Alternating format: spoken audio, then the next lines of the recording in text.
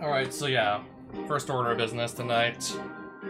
I just want to go and defeat Edgar Markov. If I do that, because there was this side quest I took, there was a side quest I went on to do like these 3 specific bosses. I've done 2 of them. I just need to go do Edgar Markov, and then I'm gonna get quote-unquote 3 sacred treasures from the Black Capital. So what I'm expecting is probably gonna be 2 like really good, highly sought after, hard to get black cards, and then probably some random accessory I'll never use.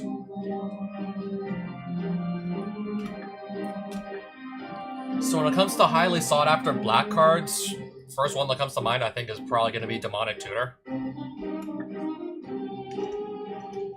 Vampiric Tutor? That's also definitely gotta be up there too.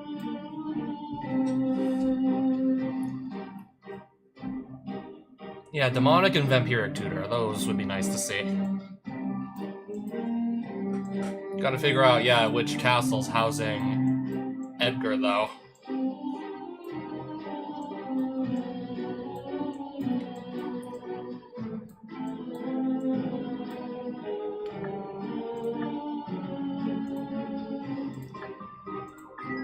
Yeah, we'll just use the Staff of Flight so I don't bump into things on the way to the castle I want to go to. Okay, but first we need to go back in and out of the capital city.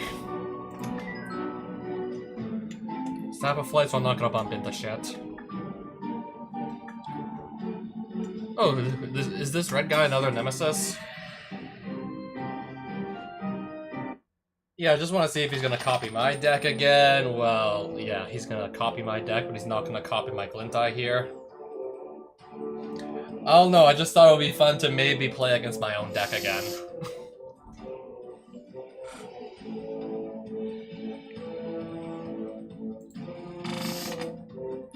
Two lands only, and they only produced 1 color of mana. No thanks. Not quite interested.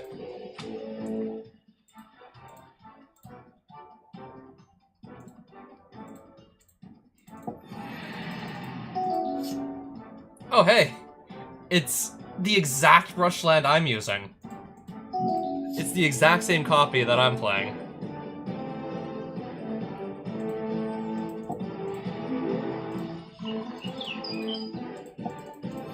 Yeah, I start with this creature, but he does not, so yeah, that obviously puts me at a huge advantage. Oh, hey, yeah, there's my generous pop. I'll play my copy.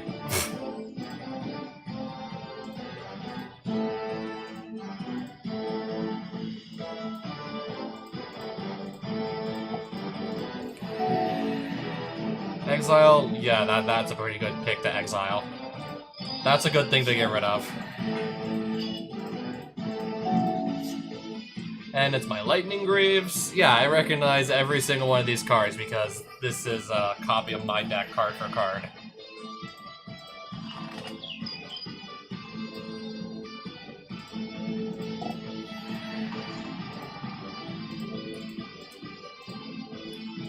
No, I want to actually target the token. Make that die and then make a Johnny transform. Oh wait, I can't actually target this because it has Greaves on now.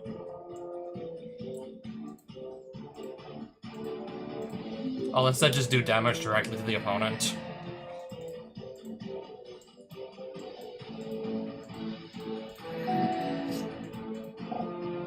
Flage, Titan of Fire's Fury. He's gonna do 3 damage to something. My Planeswalker.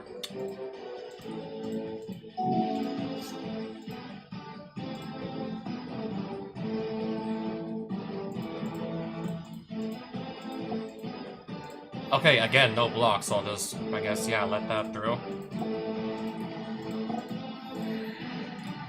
I'll just destroy the Greaves. Nightshade Peddler. Okay, Soulbond these 2 to give them both Death Touch.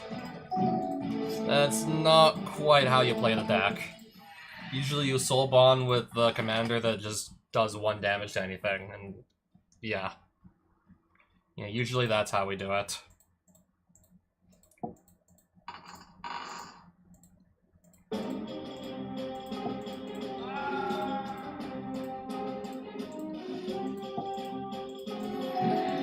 Alright, we already have him at 6 here.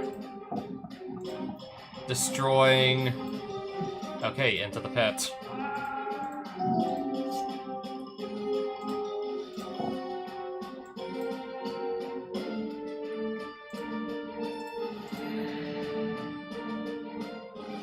Yeah, I think this will just be a good way to start ending the game.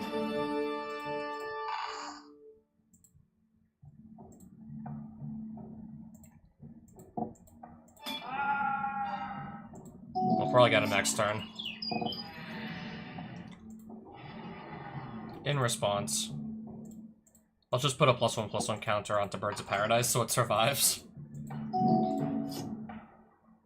Sure, I had to deal with a 6/6, but anyways, we're gonna be fine.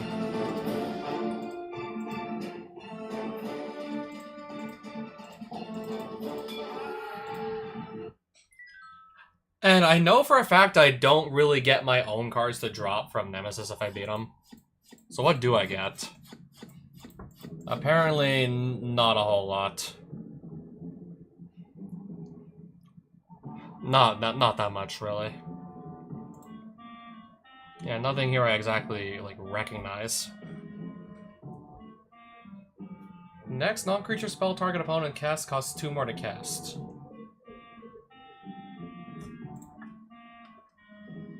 It's a halfway decent creature with also a decent ETB.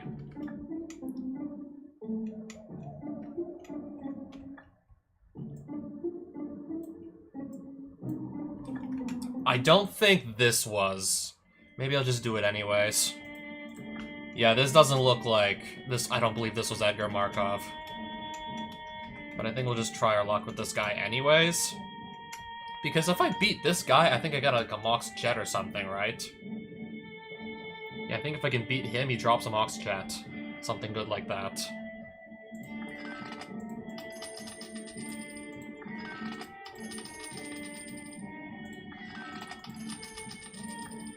And I guess I also feel like buy more booster packs while I'm here.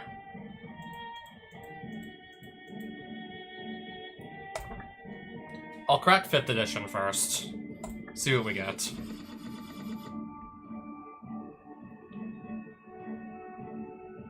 Alright, not that exciting for the rare.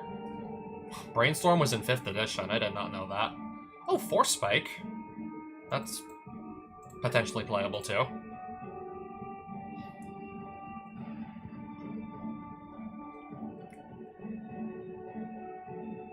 Destroy an artifact and gain some life. Destroy an artifact and, well, yeah, just destroy an artifact.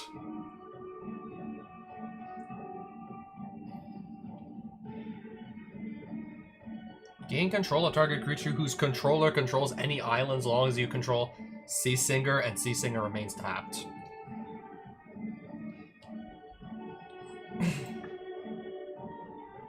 I don't know. Honestly, highly unlikely I'm going to even make use of this anyways. Well, I'd definitely be playing islands if I'm playing blue, but my opponent also has to be playing blue. Not even a guarantee that's necessarily going to happen. I mean, I guess that's at best a side deck card. At best, we just side this in. If we know our opponent's going to be on blue, we could side that in.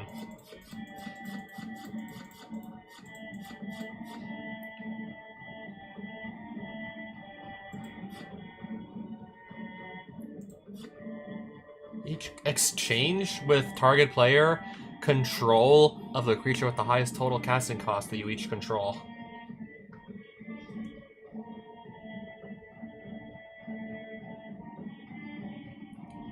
What if we both only control like one creature, then we both just like switch creatures, I believe. Then again, maybe I don't want to give my opponent a free creature also. Oh no, then again, I think we're gonna need like a really like good board state to get maximum value out of this. Somehow control like... We need to control at least one creature, but ideally something shitty to give to our opponent, and they have to have like their best creature on the field. And we still gotta pay 4 mana for this thing, and very likely we don't even get 4 mana's worth.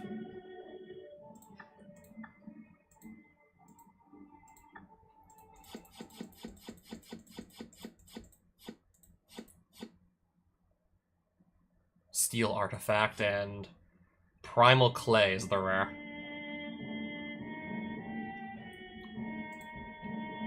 Yeah, really, like, not that exciting. Really not that exciting, just... It's either a 3/3, a 2/2 flyer, or it's a 1/6 wall.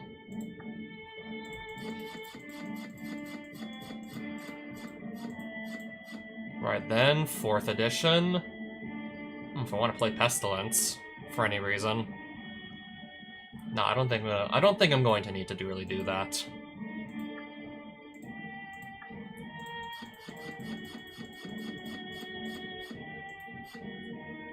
Oh, I can look at my opponent's hand over and over again. All non-creature artifacts lose all their usual abilities and become artifact creatures with power and toughness, each equal to their converted mana costs.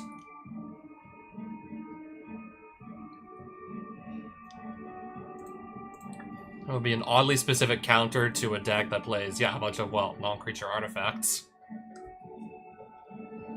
Unless they happen to be, like, I don't know, they have, like, high converted mana costs, and then they just run me over anyways with their creatures now. Maybe I'm just getting ahead of myself. I want to convince myself that some of these cards are very playable. I think this is the second time I've pulled this as a rare. I want to convince myself that maybe some of these could actually end up working out. I still have, also, yeah, 7 Innistrad and 4 Theros Beyond Death boosters to go crack. I'm probably just going to skim over these and mainly just look at the rare. Search the library for a card, put it into your graveyard, then shuffle. Oh, but it's 5 mana.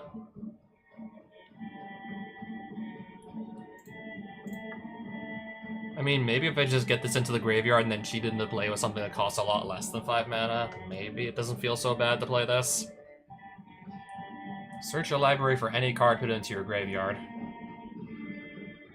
5 mana, but you also got like a 4/4 lifelink body.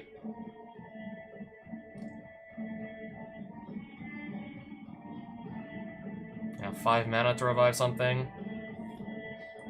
Enchanted creature gets -3/-3, and it's like only 2 mana for this. I don't know, maybe just slap this on a particularly annoying creature with Zur. It's just cheating it into play.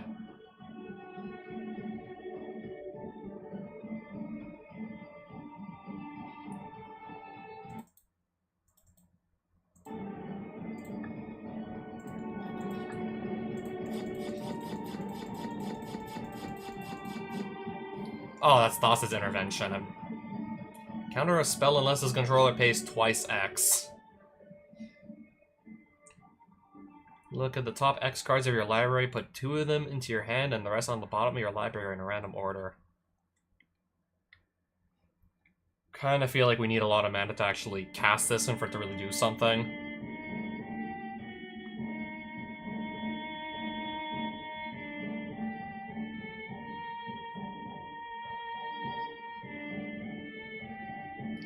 Oh, 5 mana to exile something, that's rough. We're so far past the point where that could be like that could actually be considered playable.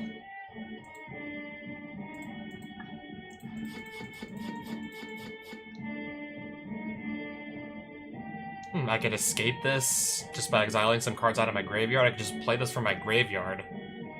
If I have stuff to exile from the graveyard, of course. Oh, there's Heliod's intervention again. Power equal to your devotion to blue. And then your creatures and enchantments just cost 1 more to target for anything. All your stuff also costs like 1 extra mana to target.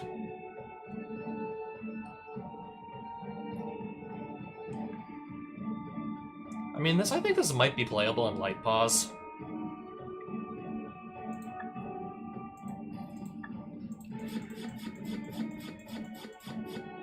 Oh wow, it's a bronze sword. 3 to equip?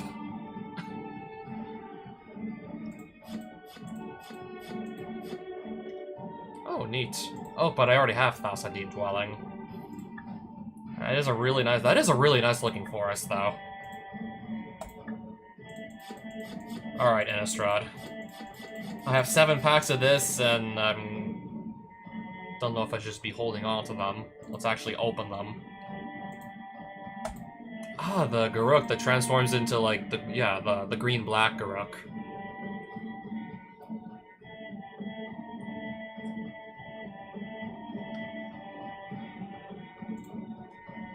If I want to use this, though, I need to run a deck that has both black and green in its color identity. Can't just chuck this into a deck that doesn't also play black, unfortunately. Again, if I really need another card to hate on enchantments, there's one. If I'm desperate to get rid of enchantments.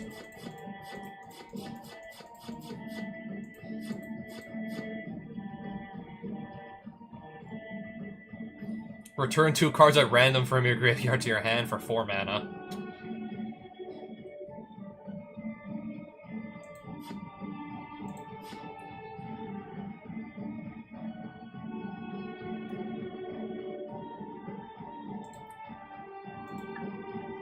Sacrifice a creature and pay 1 red to make 3 red. That's certainly usable in the right deck. Yeah, fast mana is always welcome. Oh, Curiosity. Whenever enchanted creature deals damage to an opponent, you may draw a card. If you would draw a card while your library has no cards in it, you win the game. Yup, combo piece. If I find one of the other combo pieces that goes with it. Let's just say, for example, I don't know, if I find Demonic Consultation or Tainted Pact, if I can find one of those. Or any other way to just, yeah, exile my whole library. Or just put it in the graveyard or anything. And then I just win the game.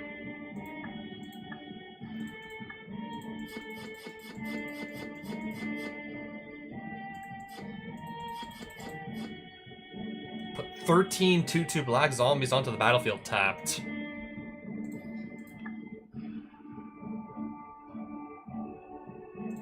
It's a lot of mana to cast, and you can even flash it back if, I don't know, you get the 10 mana. And about, yeah, that's a lot of zombies.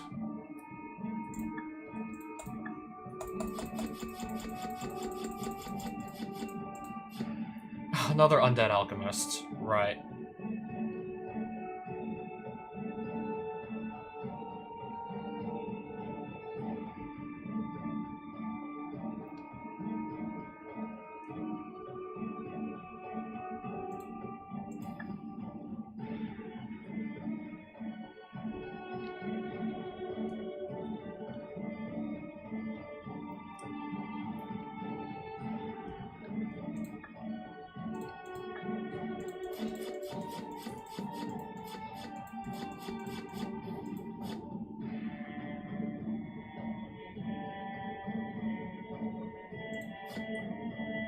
Oh, okay, interesting.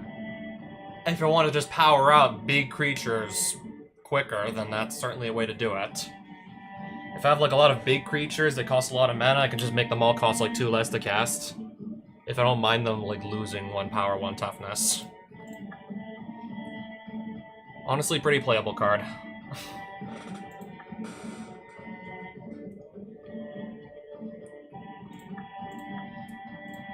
Alright, last pack I'm gonna open for the time being. That's a pretty good vampire. Gavony Township. Pay 2, a green, a white, tap this land, put a +1/+1 counter on each of my creatures. If I have like plenty of mana and no spells to cast with, then I have this. At least we'll have something to put the mana towards. Just if I have a bunch of creatures and just lying around and just put counters on them, sure.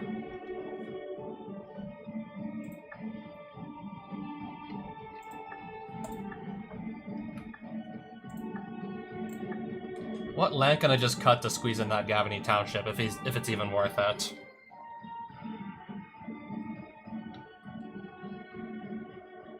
Honestly, I'm not really needing to even station this to like 12 counters.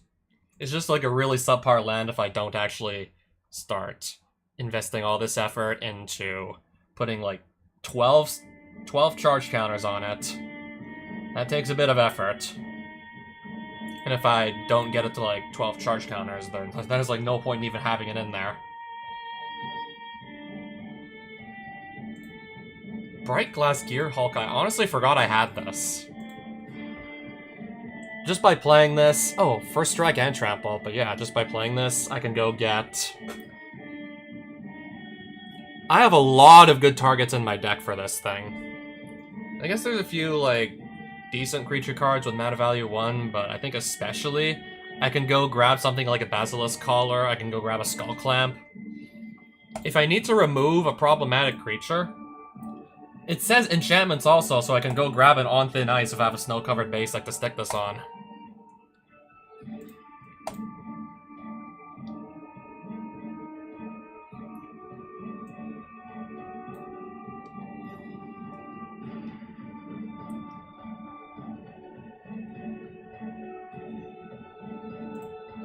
I have this to let me just search my library for basic land cards anyways. This card can let me go search my deck for basics. So I'll just cut the other card that's in there for that purpose. Yeah, we barely changed anything. Honestly, don't think we need to change that much at the moment anyways. Not that much in the deck that really does need to change.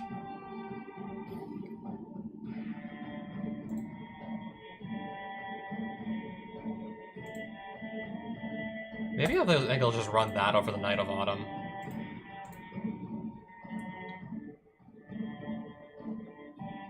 I mean, if I want to just put up a bunch of +1/+1 counters on stuff, that's something else I can do with this.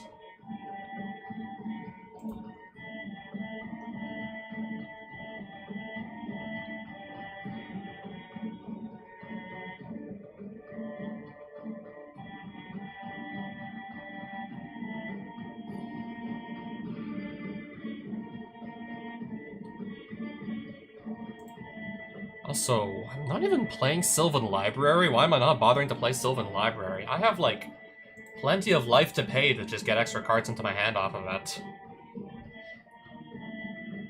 Probably because I'll have to now go cut another card to fit this in here. I'll have to remove something else.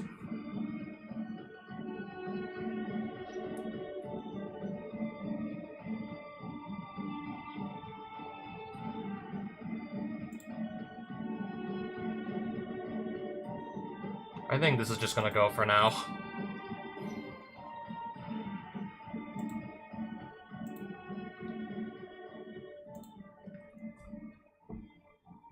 Alright, I sided out. Yeah, I sidelined this for the time being.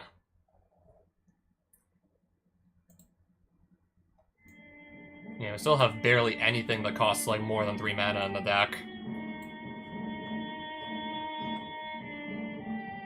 Yeah, because if I need to play stuff early, then this is definitely, like, the way to build the deck. Assuming, like, I'm gonna have to really just do stuff as early as possible. Especially since several opponents I'm going to be seeing in the late game actually start with some really good stuff on their battlefield. So answering one of their threats like turn 1 would be really nice. And I got plenty of ways to do it, too.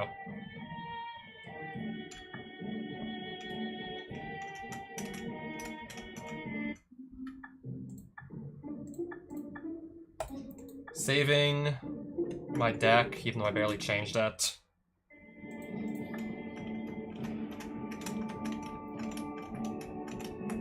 Alright, let me at him. Let me at Isan's Shade.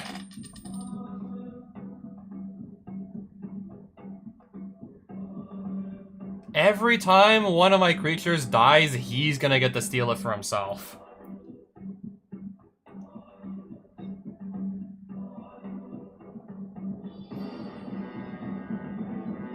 And this can just revive creatures from the graveyard. Oh hey, at least I go first. I'm still looking at that and I'm like, yikes. This is honestly pretty terrifying.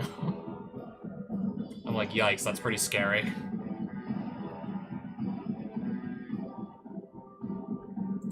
Top card of my deck is a forest. Nice.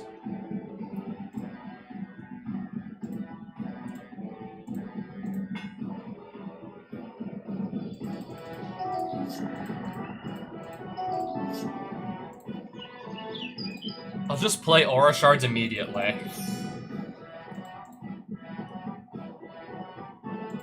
Pass. Okay, that's just gonna double his mana from his swamps.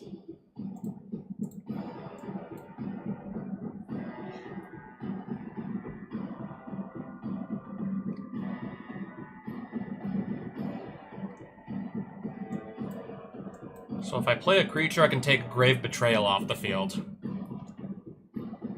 I really do want to do that, so... I really want that to go away.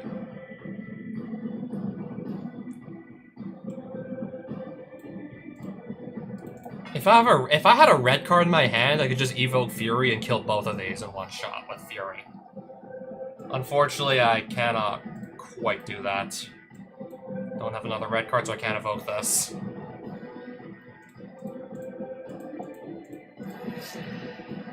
I still didn't draw into a red card, so I can't evoke Fury, sadly. Pass.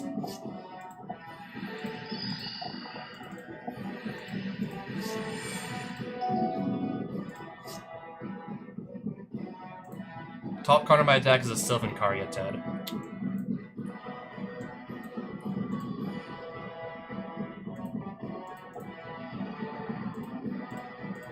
I mean, I can destroy both of these, no problem, so let's do that. Sylvan Caryatid, Sylvan Library. I'll play, well, nothing else for the turn, actually, I can't.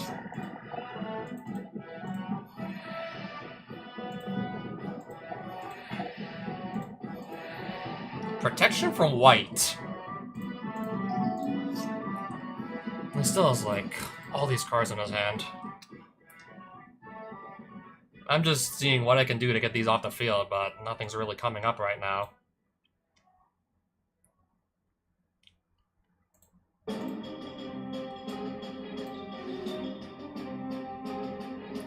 Not really finding any answers, unfortunately, at the moment.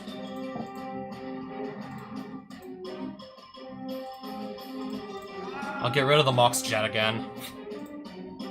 Okay, grab a Basilisk Collar. And then from here, honestly wondering what we can do.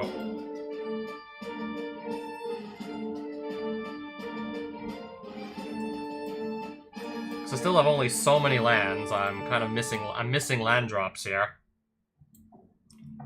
I'm missing several land drops, actually, which is really holding me back.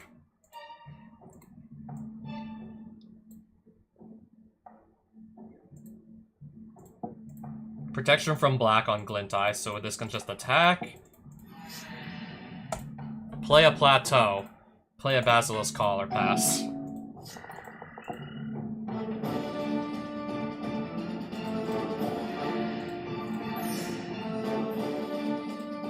Okay, he's just gonna start gaining life whenever I lose life. Understood.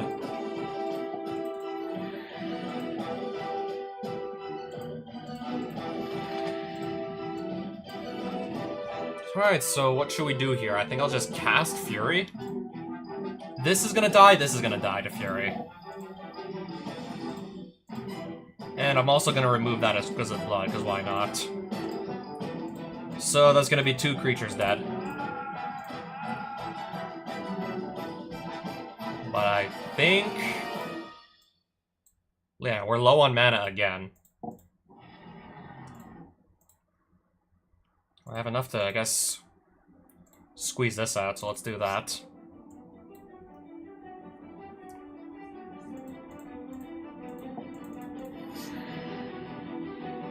Pass. Go for the throat, destroy Fury in response. Give her runes, give Fury protection from black. Dread... okay, just gonna bring that back, that's fine. Could have been a lot worse. Could have been in for a much worse time.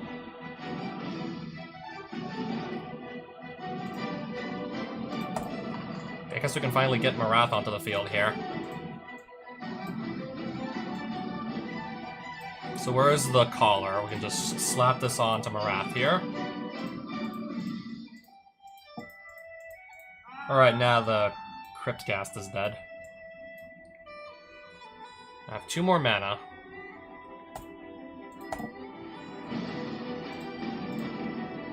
Use it for this guy, I suppose.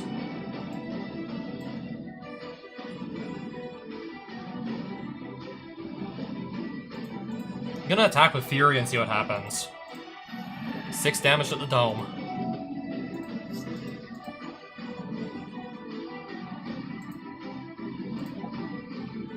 Wait, what am I doing?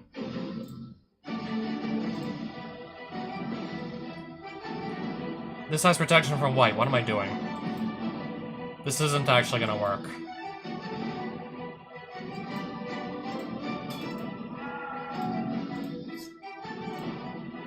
Yeah, I gave protection to the wrong creature. Gave protection to this. This can't even block this anyways. That's not gonna work.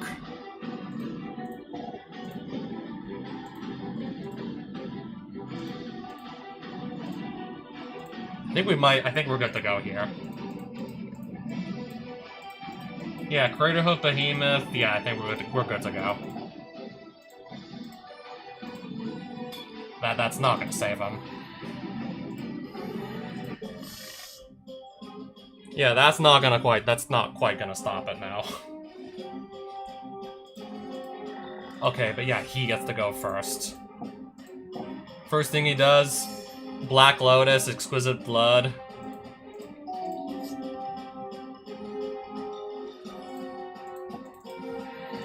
And then, yeah, it just starts off with a Black Lotus, so...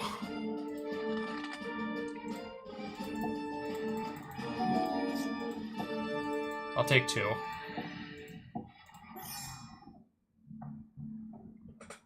Okay, if anything dies, I'm gonna lose 1 life, and he's gonna gain 1 life. Understood.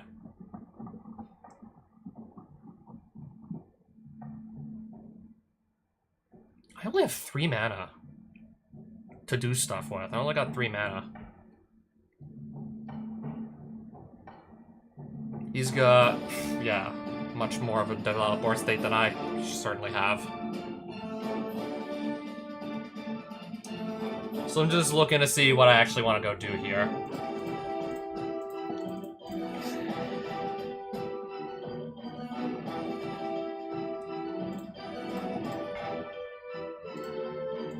I guess I'll try and hide behind this, also. Oh no, we'll go for the throw to destroy that, and then... Reanimate? How did this get in this graveyard? What is that doing in your graveyard there?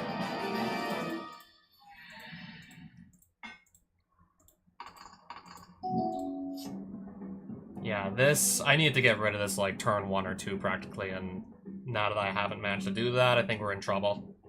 A lot of it at that. So I have 4 mana.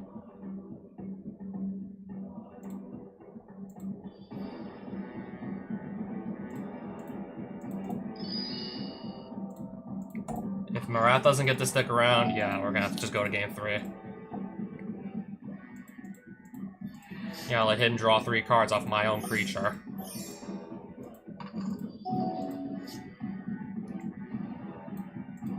So I either play a land, or I get rid of this. Just gonna play the land.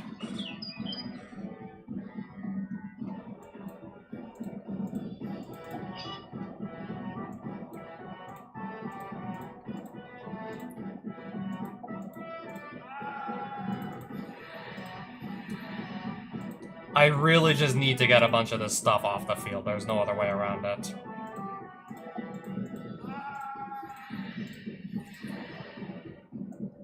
I need to get a bunch of his creatures off the field. No other way of saying it. In response, X damage to any target. We're gonna target... I guess this one right here.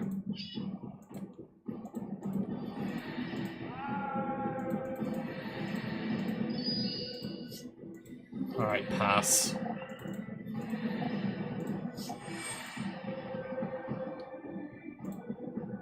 So, what will he be sacrificing? I think he gave up a land, so... I'm just gonna say no to that. I'm not gonna sacrifice anything. Hey, I'm getting, like, demolished here on game 2. I won game 1. Alyssa's Unlikely Trap? Yeah, I think the name rings a bell. It sounds familiar.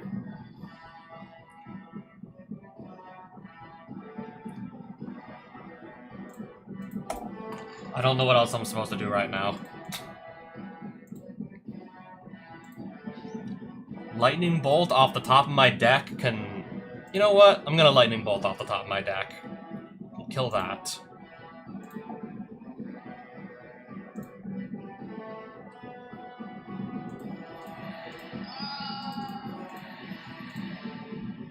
Alright, now I'm at 8 life.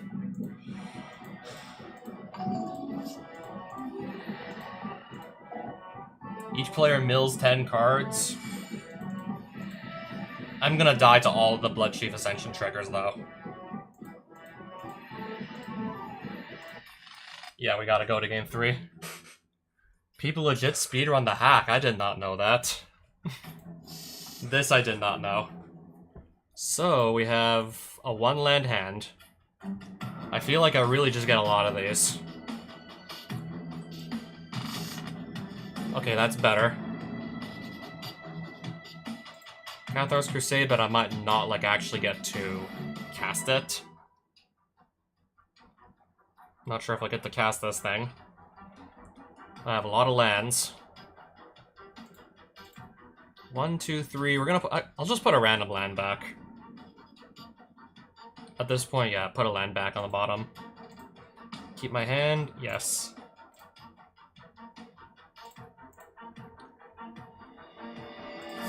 Yeah, we'll try and draw into that road next turn.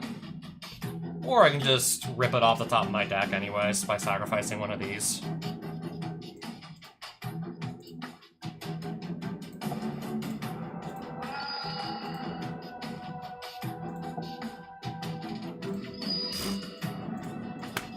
Well, that didn't work.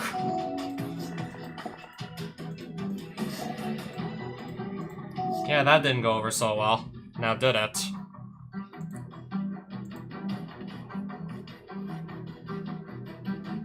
I might have just handed this guy a victory at this point. Might have just handed this guy the win.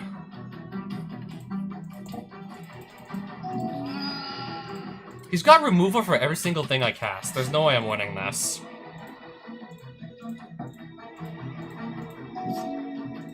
He's finding removal for absolutely everything I play.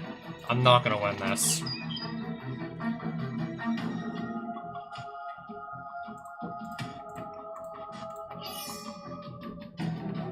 The name rings a bell.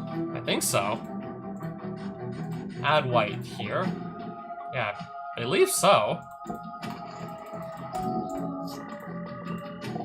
Attack with all.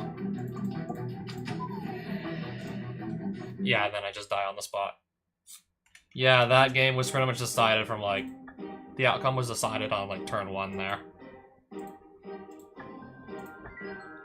I guess I'll do one more try at this on Shade.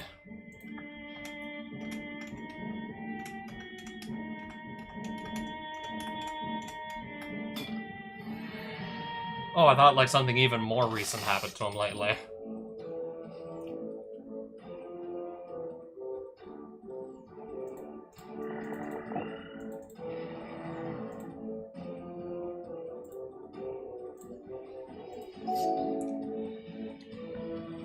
What should we do here?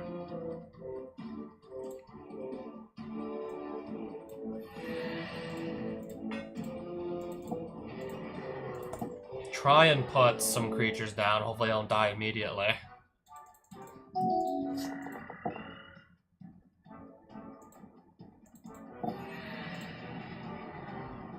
Each player sacrifices a creature or planeswalker.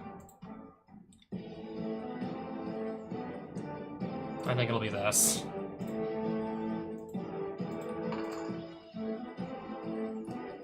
That'll be an artifact, right?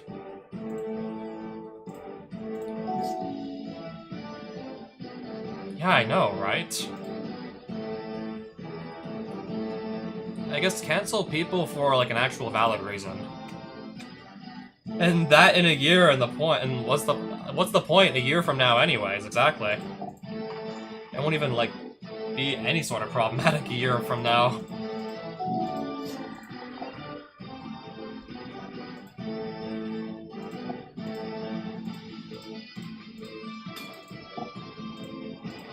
Okay, do I... Sacrificed what? An artifact? Oh, an enchantment. Okay, he got rid of his Great Betrayal. Yeah. I'm perfectly fine with giving up something that costs less mana than that.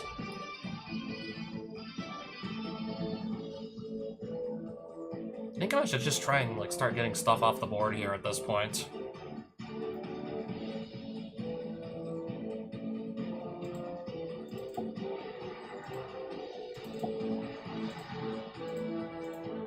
One damage to this.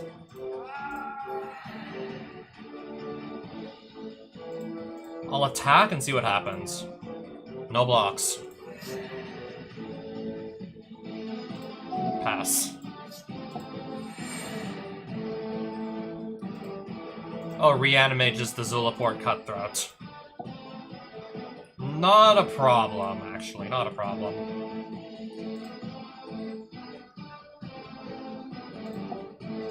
Protection from black, and then have Avacyn's Pilgrim just block that. Oh no, I lose 1 life. What will I ever do?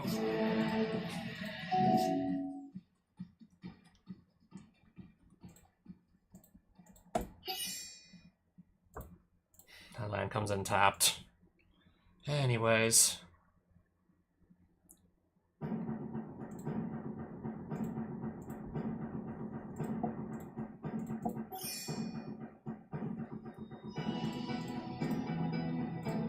I'm gonna swing these two. No blocks, okay. Attack with all 3.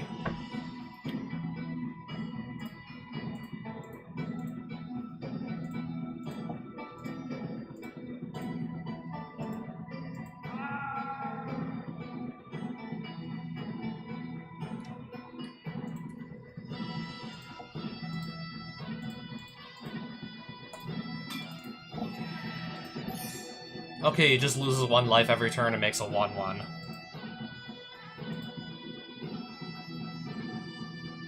I think he sacrificed an enchantment? I'll just get rid of my wild growth, that's not the end of the world.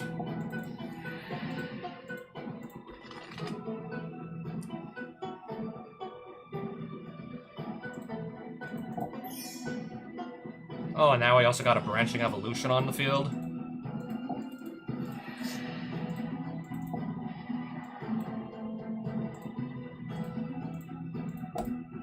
Oh no, let's just dump everything we can onto the battlefield at this point.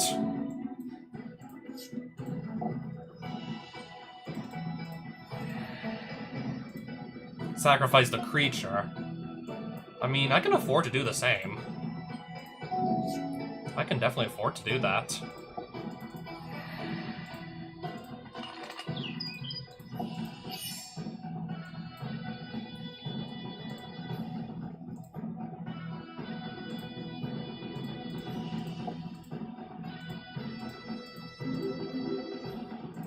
Can I replay this for 5? Yes, I can. Oh, wow, that's a 10-10.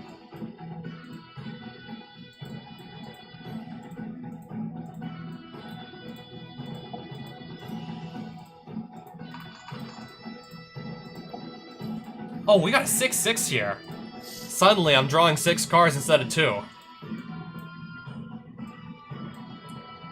And now I'm discarding 3 of them.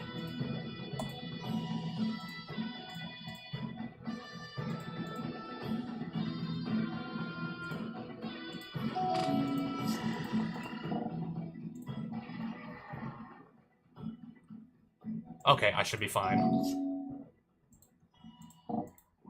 I'm so far ahead, it's not even funny.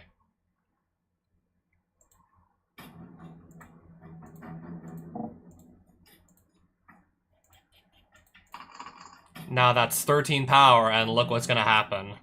Look what's gonna happen when I go to combat. Where X is, yeah, 13, because 13 is this thing's power, so... Oh, did we just double that again with Branching Evolution? Yes, we did.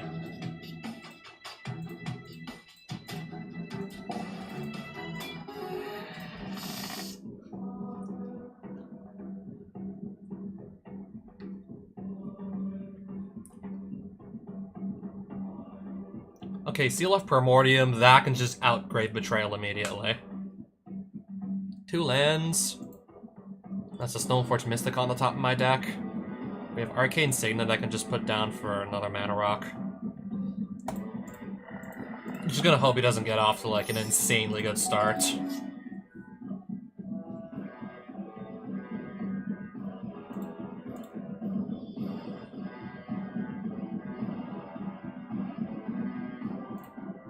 I don't know, I just kind of do want to draw a land next turn.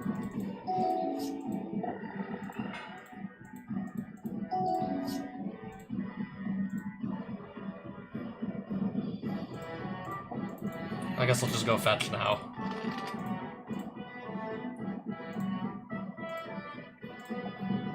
Doesn't matter what I produce because I just, yeah, I can spend 1 of any kind for this. I'm just gonna get rid of Grave Betrayal immediately, because otherwise every time one of my creatures dies, he just steals it. I don't want to steal all my creatures. Oh, nice. He let that through, so I'm gonna draw 2 cards there.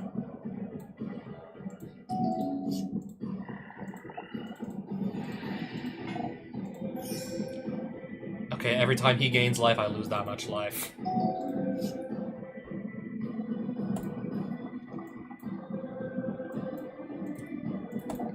Cast Marath. I wish I had more mana to spare. I really wished I did. Arcane Signet, Basilisk Collar.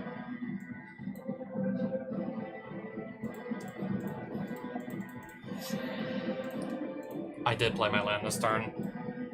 Pass. I'll let this hit me.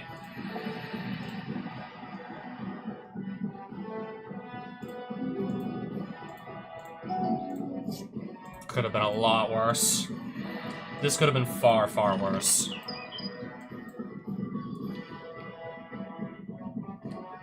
But I kind of just want to, like, play a really big Pest Infestation and just wipe out all of the stuff he has.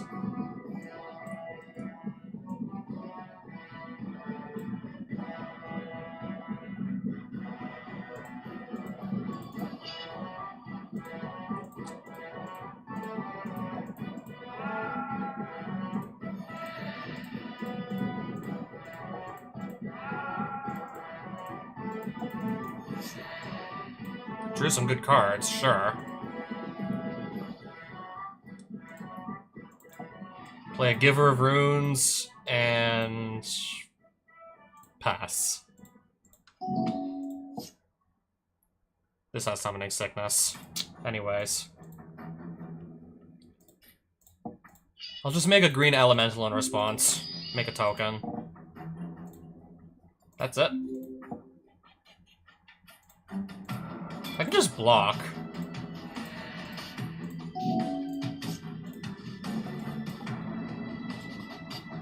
Do I have? I think I have exactly... No, I have like 8 mana to work with here. I have 8 total. I guess we could just play like a nice big Pest Infestation. Get rid of 3 of these cards here. Destroy these 3 cards and make 6 Pest tokens to hide behind. Yeah, we're gonna do that.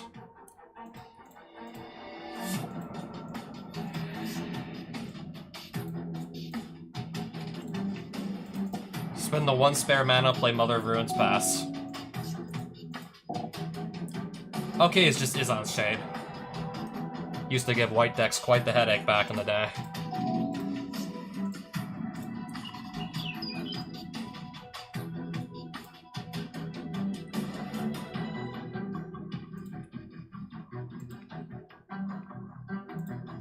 Oh, I can actually just cast Craterhoof now?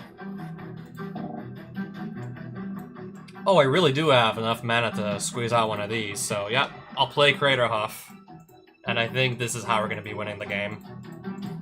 Because of all those extra tokens I put onto the battlefield, yeah, just that right there represents... Now, this represents like 72 damage by itself. Yeah, we'll just kill him with the classic Craterhoof. So one of these things he's gonna drop is a Mox Jet. And there you have it, Mox Jet.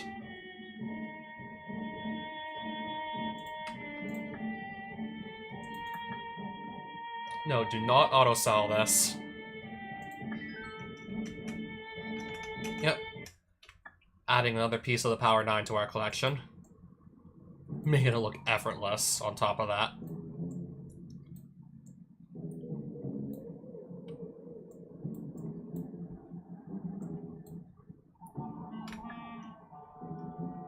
Probably just gonna go make a break for this castle over here.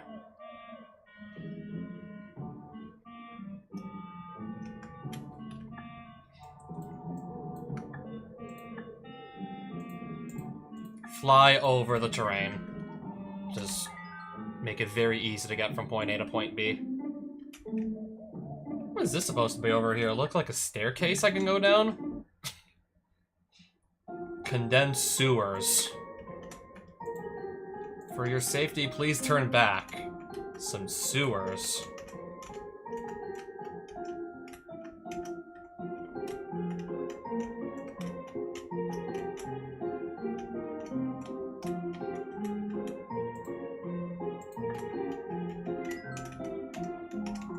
Am I safe to cross here? Am I gonna have to fight something?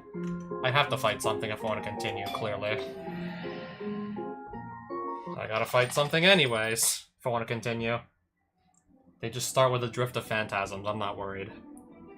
Yeah, I'm definitely not worried here. Don't think I got anything to worry about here.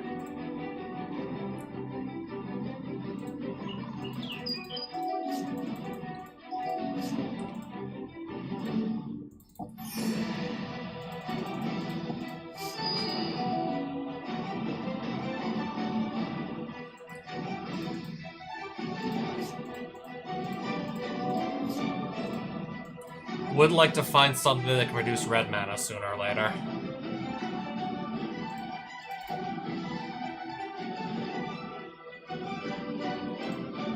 Oh, just play Lightning Greaves. Oh! Draw 2 cards, nice. And there's our red mana source.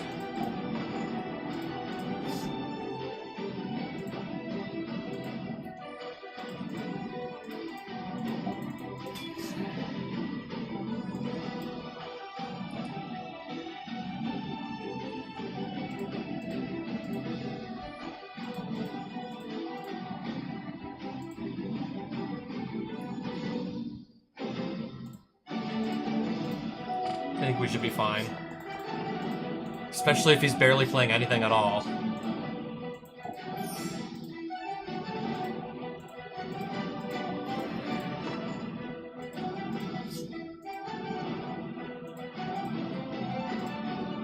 Okay, I don't have white mana lying around anymore. But that is fine.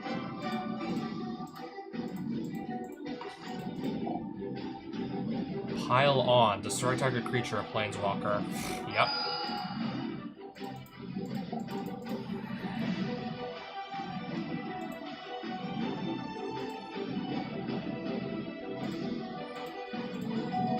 Should've just used this in response.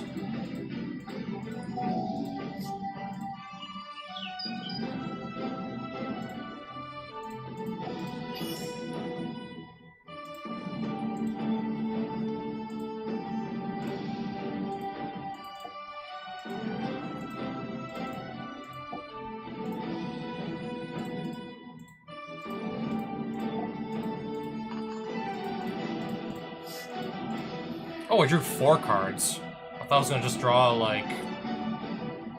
I don't know, I thought I was only drawing, like...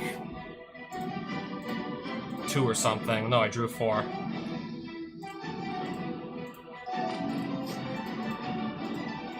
Passing on absolutely nothing, wow. Cathar's Crusade.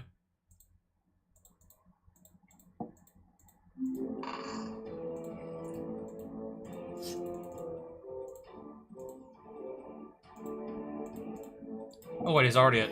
Okay, now he's dead.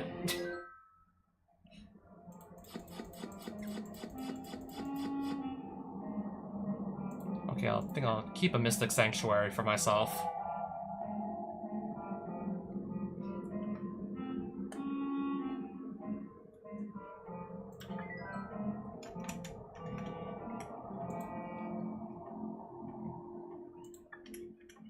There's somebody blocking this treasure also, right? Yep, somebody completely invisible until I just run into him. He doesn't look like he's gonna be too tough either, this Demir-looking guy. Nah, I don't think he's gonna be too tough.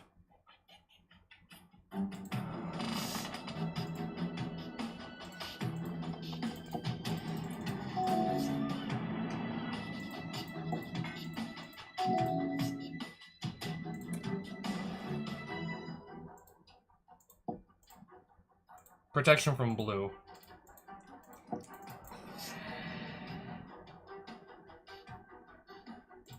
That'll be all for turn. Clone, Glintine Nephilim. Okay.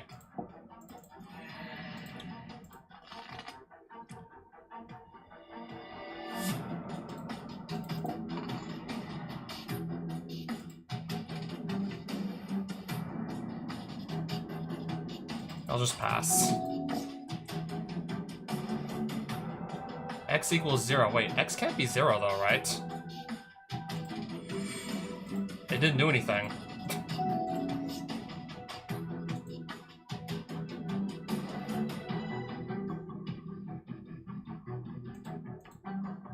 X apparently was equal to 0, but it was all with no effect. Weird.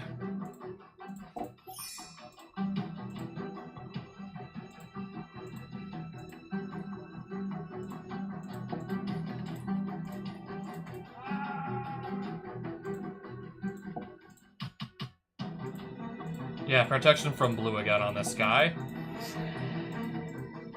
I'll discard one of these lands I don't need.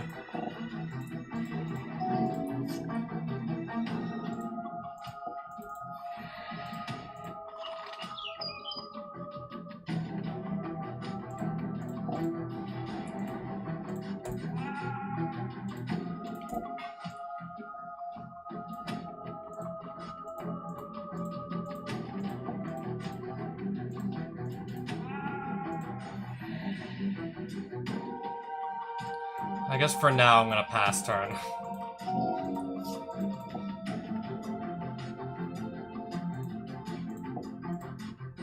Protection from black and then I'll block.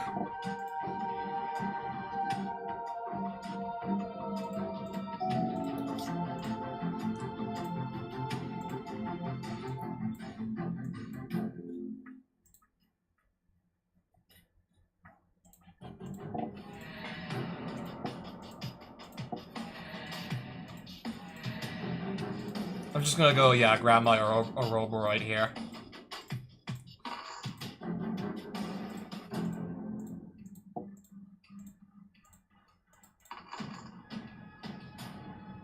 And I guess for now, still just gonna be passing my turn here.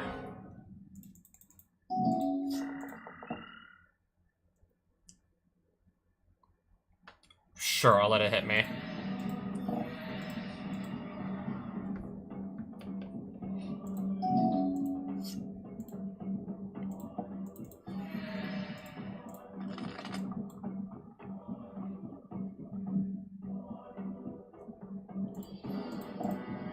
What can I go get out of my deck? I think it'll be a Johnny.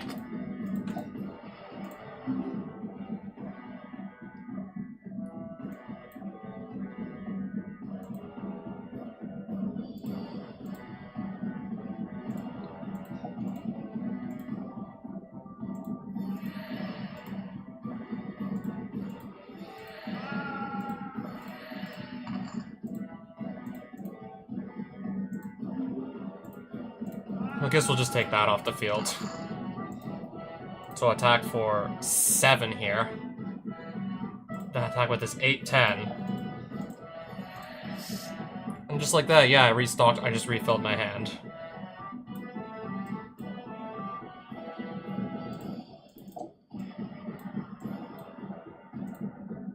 Will discard 2 of my extra lands here. Damnation, destroy all creatures. All of them, you say? So yeah, there goes my entire board. Well, all the creatures anyways. Now let's just try and start rebuilding.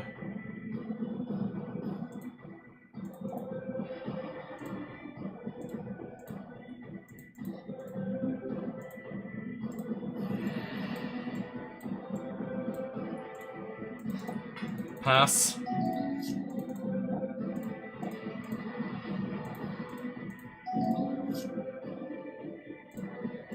Oh, perfect. Fury. We'll get both those creatures off the field.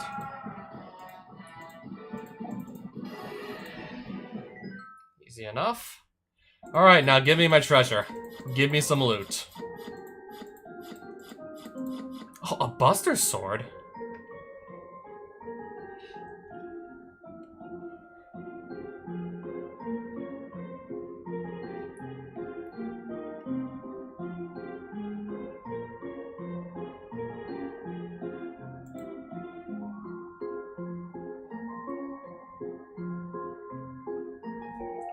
Each opponent mills 14 cards. Don't really think I want to play mill, though.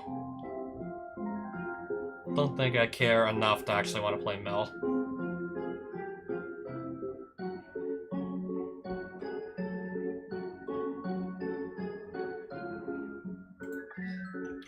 Nothing too exciting in there. Oh, a Watery Grave? I probably do already own one of these, just not that specific printing. Ah, yes. Everything blue and black.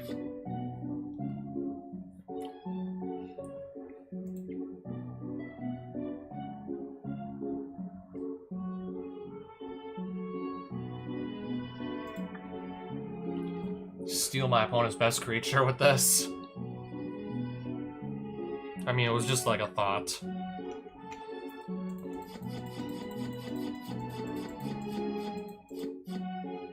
Players can't search libraries this turn, and then just draw a card.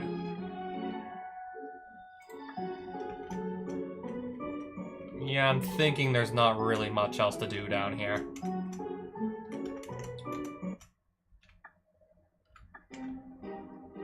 Yeah, just gonna casually stop off at the sewers and... Okay, so this castle is... Castle Voldaren.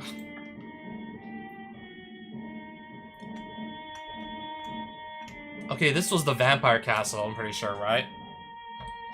Oh, yeah, this is the place where they're... Yeah, this is the vampire shop.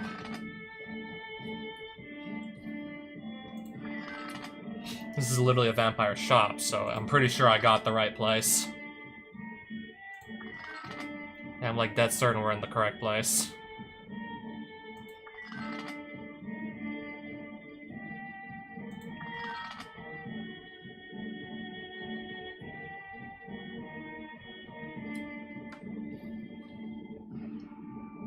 Every time an opponent plays any artifact or creature, if they choose to not have it come in tapped, I get a free token. Yeah, if I want to go wide with a bunch of tokens, that's certainly one way to get there.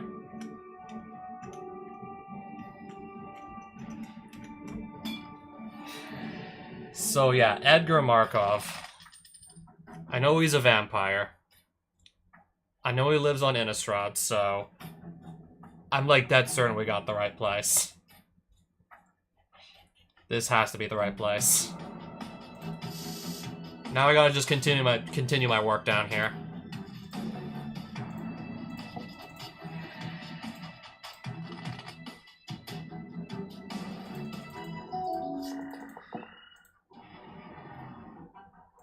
Okay.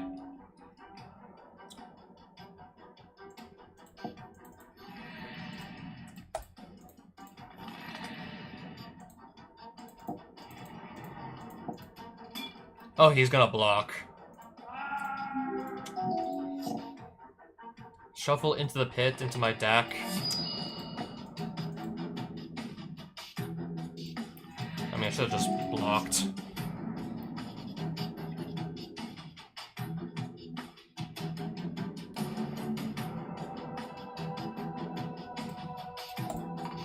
Play my commander.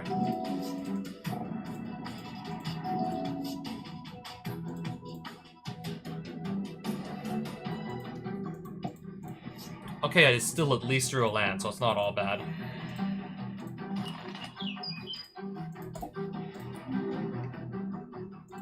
Pass. Untimely malfunction, destroy target artifact. The ring that I'm not really using much anyways. Oh, 13 damage to each creature.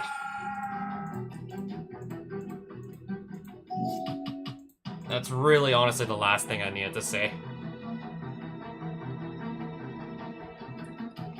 Alright, so no, really, what am I supposed to do now?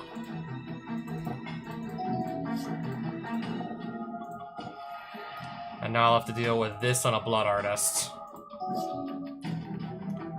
Despite the fact I'm literally just failing to draw land cards.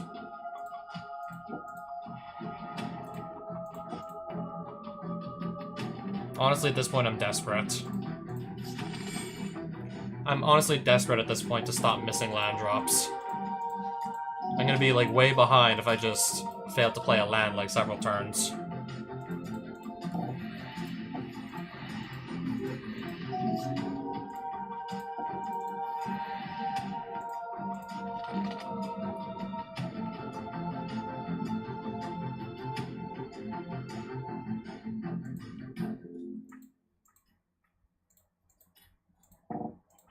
I don't know, I'm kind of just desperate. We're destroying the 2 blood tokens at this point.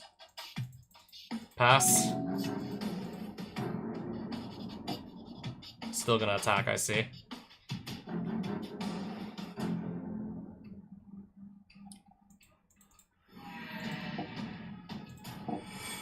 Flage. Okay, he probably must have ripped that off the top of my deck.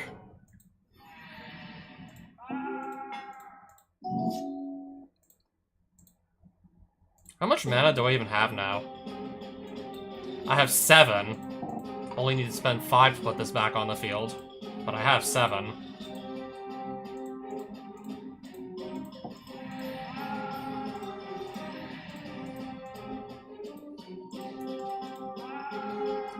Alright, that's a little bit better.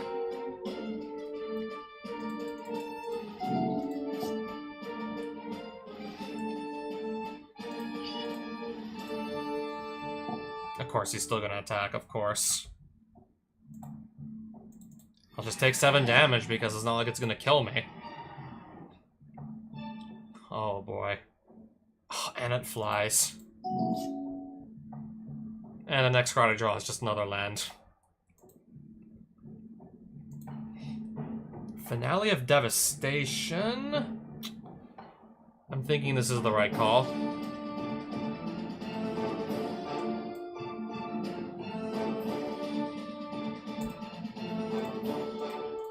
I'm gonna try something really bold here.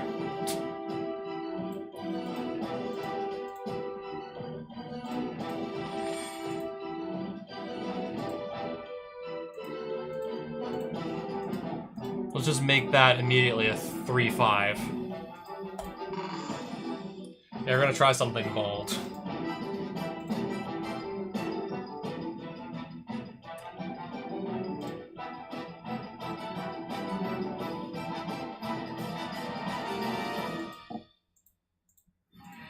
Hopefully that deters a bunch of his creatures from attacking next turn. Flying. Oh, now it's an 8/8. Another flying creature. Wow.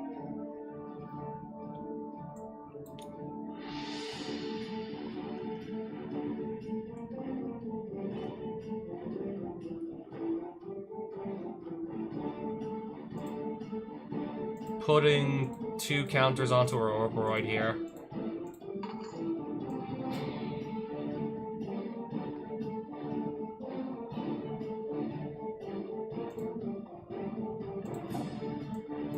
I'll turn the Pest token into a Nightshade Peddler. Soul Bond like this. Move to combat. X damage to any target. I can't do the 8/8 because Yeah, unfortunately I can't do the 8-8. Running low on mana. Like, seriously running low.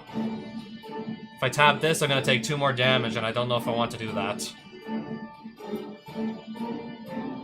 I guess we can just attack, and this will probably force some blocks.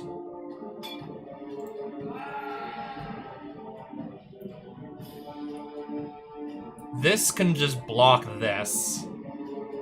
And this can just block this. I think we have something worked out here. Oh wait, never mind.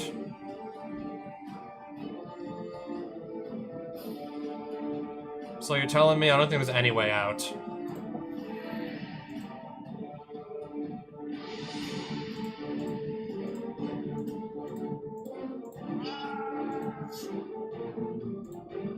So you're telling me I don't have a way out.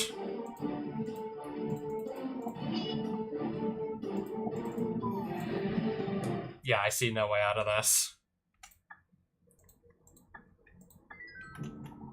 Yeah, I'm just gonna have my entire board nuked. One more turn, I would have gotten them, surely now. If I didn't have, like, such a lackluster start to that game there. Yeah, I got really, like, just shorted on mana early. That certainly did not help.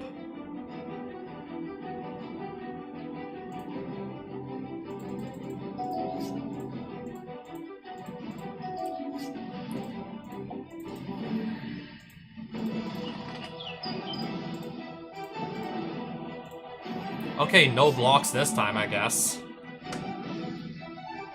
It's interesting how this time no blocks.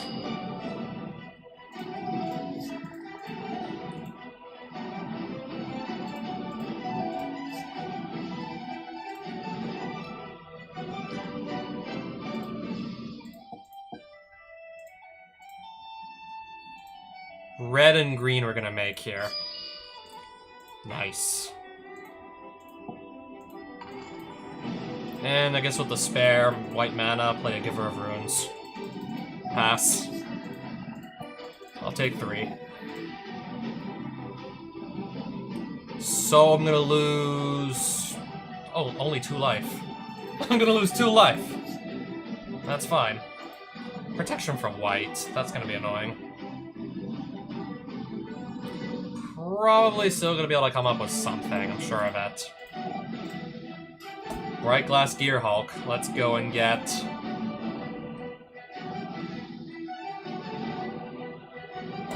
Basilisk Collar. I think I can get something else. I'm gonna get Sol Ring.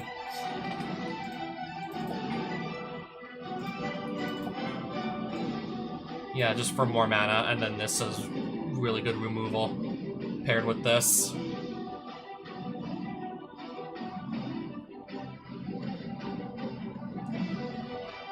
So, yeah, next turn. We can just go to town next turn.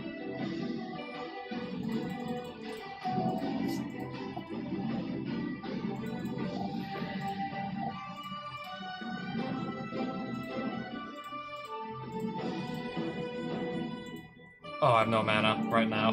Duh.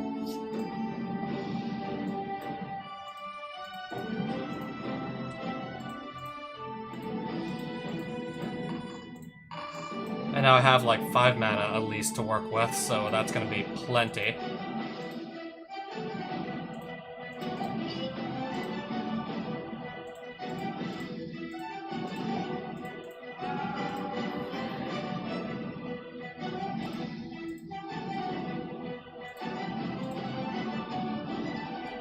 But if I do that, then Marath only has 1 counter left, and then next time he removes 1. Maybe I don't want to do that.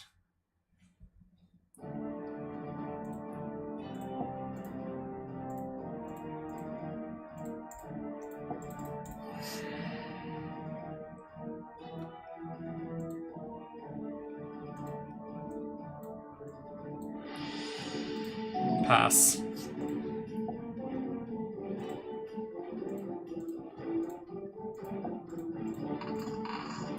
I mean, why not?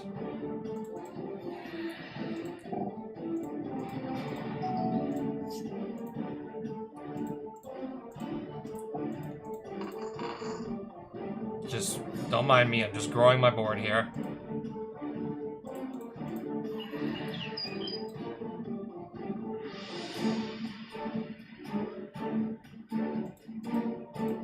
Alright, maybe now I can actually start to do some serious damage. And even better yet, just draw some cards too.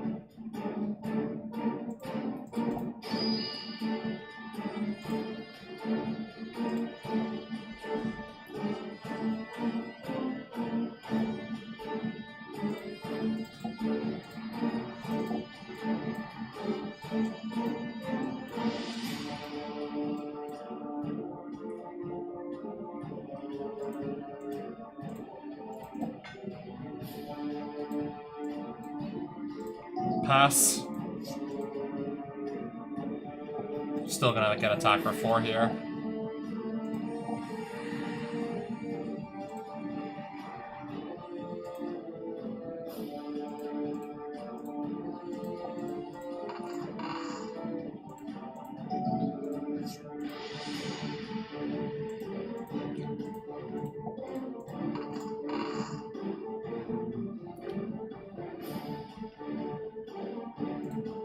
If I play this, that's going to be a lot of power toughness on the board there.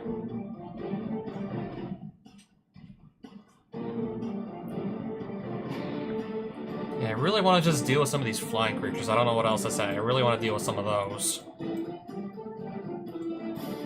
I'd like to get rid of some of those flyers.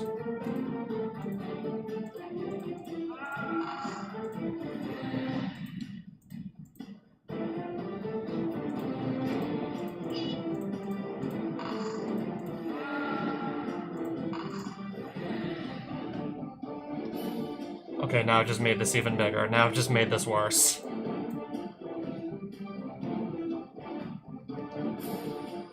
I'm just thinking now would be a good time to attack.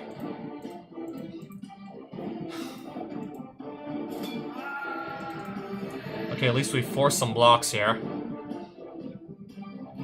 Maybe Fauna Shaman could find me an answer to the 7/7 flyer with protection from white.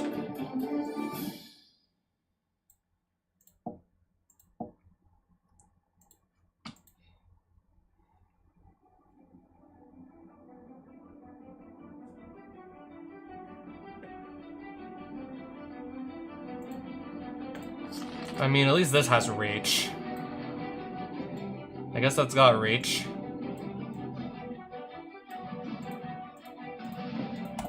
And now Death Touch as well. Now also Death Touch. Oh no, it's the board wipe again. I'm gonna have my board reset again. I had a flying creature. Yep, had one. We had one. Had a flying creature.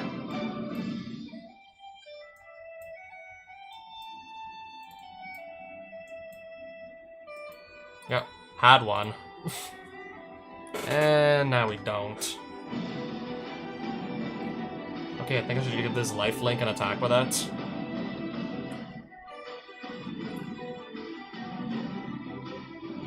Doesn't matter what I think I should. Doesn't matter what I even think anymore.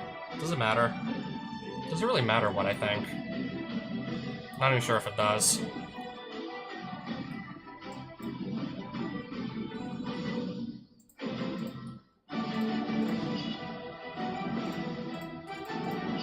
I guess just to gain even more life off of this.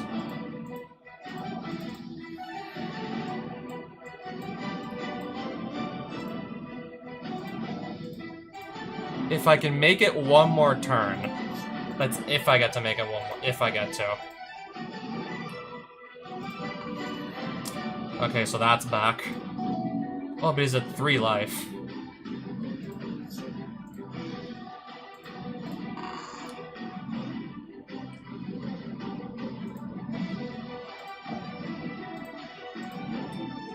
Oh yeah, we win on the... Yeah, now we just win. I turned that into a Crater Hoof, now we're gonna just win.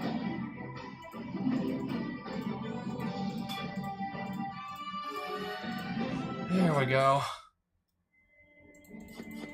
I really thought I was about to lose.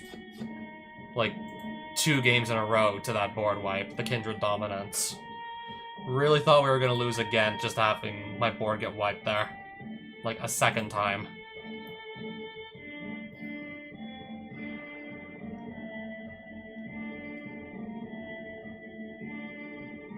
The Stone Brain. Interesting.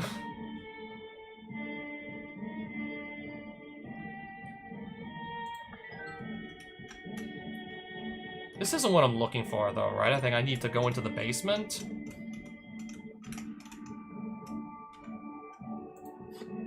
A wedding ring? Spider-Man and who's Spider-Man's wife? Yeah, I know about, like, the Marvel Spider-Man set, but I don't know who, like, Peter Parker ever got married to. Castle's basement, air is stale and unsettling silence hangs over it. Even the darkness seems to hesitate to retreat before the light down here.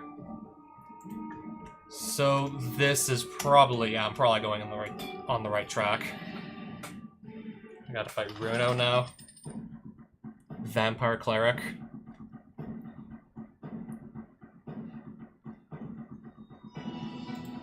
What can Runo transform into? A Kraken Horror. I don't know, I liked him way better before he transforms into whatever this is. I like this one much better.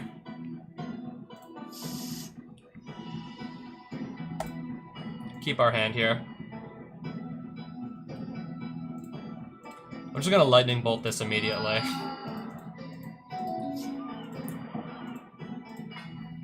Okay, it's a mana rock. Understood.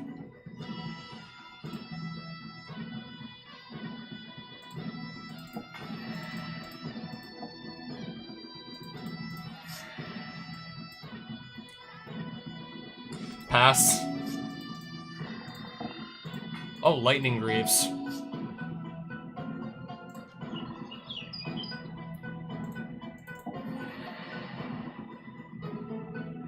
Okay, I can discard cards to pump this Glintai. This can destroy an artifact or enchantment, and this can do it too. I mean, I'm just gonna do 1 extra damage and draw 1 extra card anyway, so it's fine.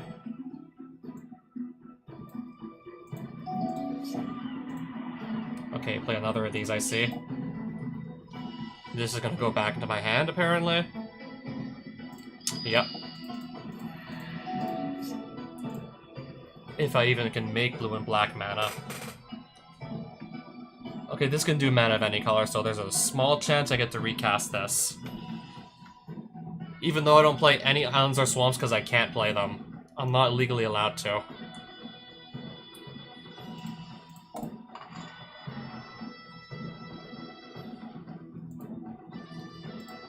I'll just destroy those Lightning Greaves.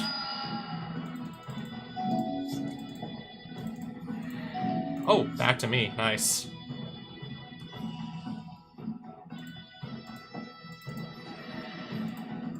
Planes.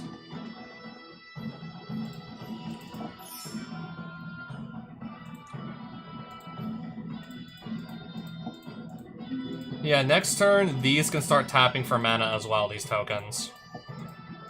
That's the rationale right now behind what I'm doing, exactly.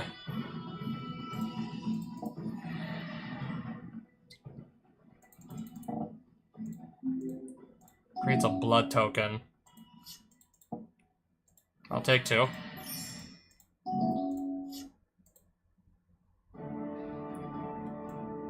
So yeah, we definitely have a lot of mana to work with right now.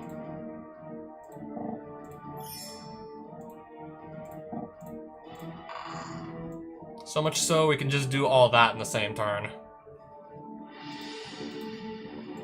Alright, give it back to him. Pass it back to Runo over here. As long as you control your command... Okay, no matter what, it has hexproof. I can't target it with anything no matter what. I still don't even think I have to worry. I have Cathar's Crusade. I still don't think I got anything to worry about whatsoever here.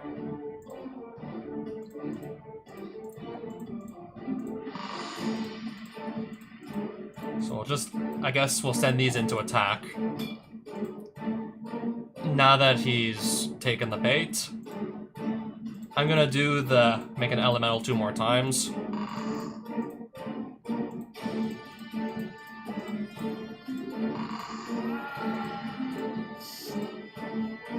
Alright, we're discarding 3 cards. Pass.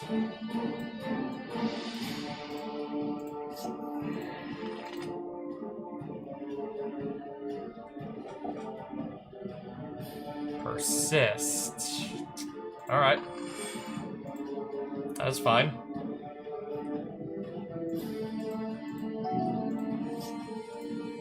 Yeah, surely there's not going to be another turn after this.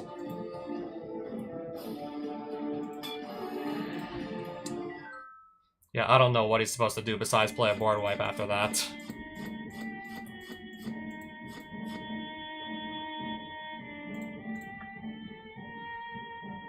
Okay, we'll keep the Nykthos. We'll keep the Shrine to Nyx. Oh, I got a Bog Wraith. Anyways, who cares? Maybe in 1993 this would have been cool to play against the black deck.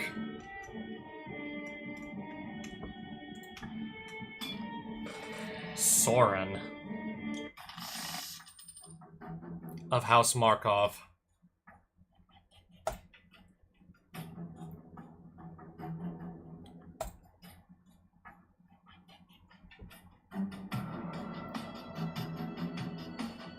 Top of my deck. Nice. Mox Emerald. Alright, just play this. Just play as Commander turn 1. Sure, why not?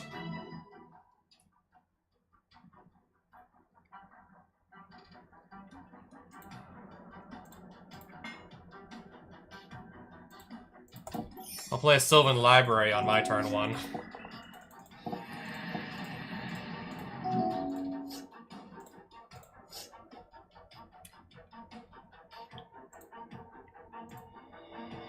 Foot first.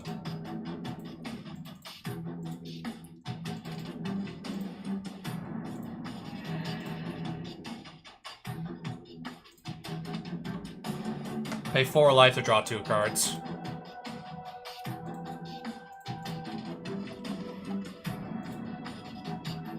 Swords to Plowshares. Actually, we'll do we'll Path to Exile this.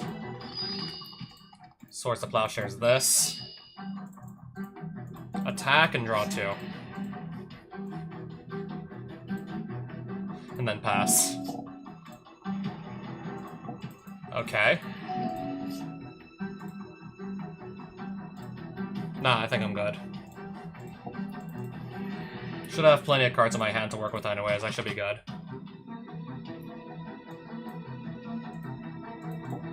I'm gonna move the Jitte over to Glint and attack with it. Oh, and he's gonna block. 2 charge counters will go here because I did combat damage. And with these, remove 2 charge counters. This has 2 damage on it already to kill it.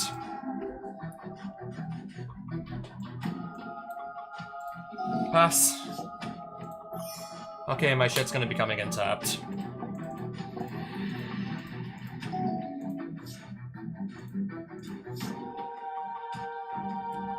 If I just lose 8 life, I can keep, like, both cards.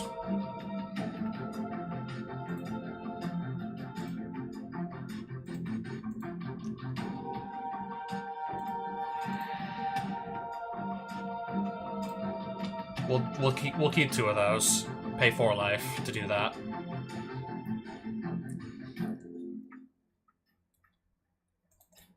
Attack.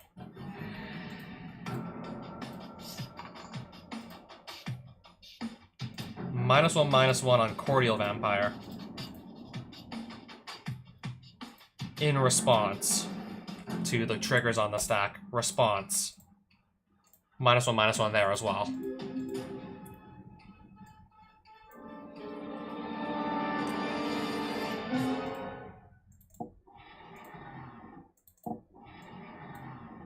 I mean, at least this stuff is still entering the battlefield.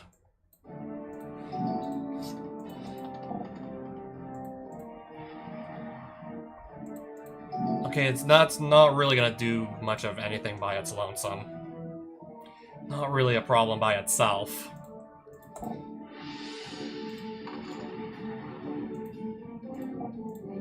Also, a Roboroid. I'll just immediately go and move a counter to a Roboroid. Attack for 4. And then draw 4 cards. Don't mind if I do.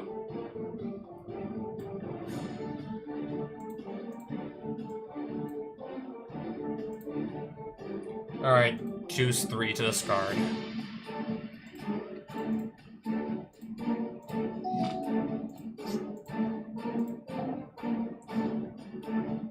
Okay, that's just... If I lose life, Soren gains that much life. That's assuming I'm gonna really lose life at this point. Assuming I'm actually in danger of losing a bunch of health. Assuming that's even gonna be a problem now.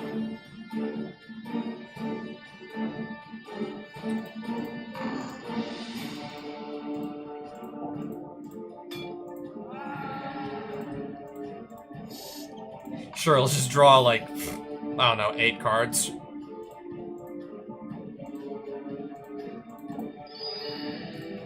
And put as much of this onto the battlefield as possible before we have to just discard back down to maximum hand size.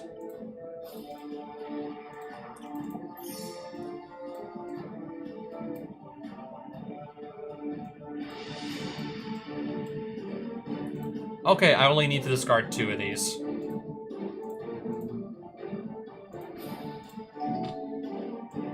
Yeah, and we just went and put all this other stuff on the field. Okay, that I don't have to worry about. Nothing to worry about here, clearly. Alright, send everybody in.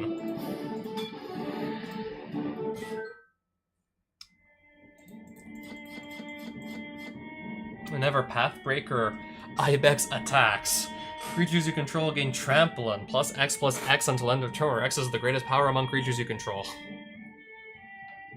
I already have Craterhoof Behemoth just ending games.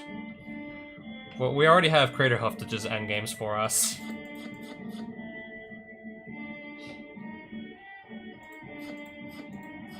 Exile any number of target creatures you control, return those cards to the battlefield at the beginning of the next end step.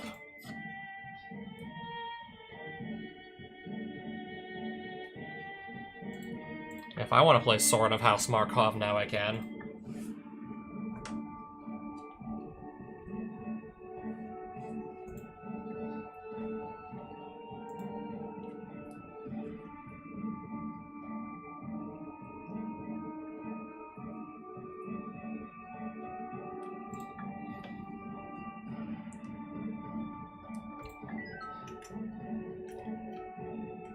Is that Edgar there waiting for me? Heavily armored ancient vampire stands regally before you. Disdain thick in his voice as he speaks. I can't say I'm surprised my pathetic so-called kin failed to stop an intruder with power such as yours, but thinking I will fall as easily as them will be your last mistake. Okay, we found Edgar. Made it to Edgar, now I have to just beat him and probably what's gotta be a best 2 out of 3.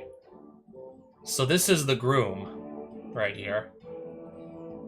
We beat up the Bride, I think, a while ago, and now we're gonna have to beat up the Groom.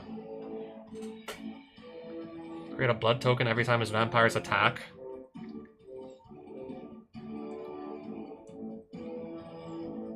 One time, sacrifice this, return up to 2 creature cards from graveyard to hand. One time, make a creature unblockable and give it lifelink. Give something +2/+0. And every single time he plays a vampire, he's gonna get a 1/1 he's gonna get a free vampire token. Even if this isn't the command zone, he's gonna get free shit every time he plays a vampire.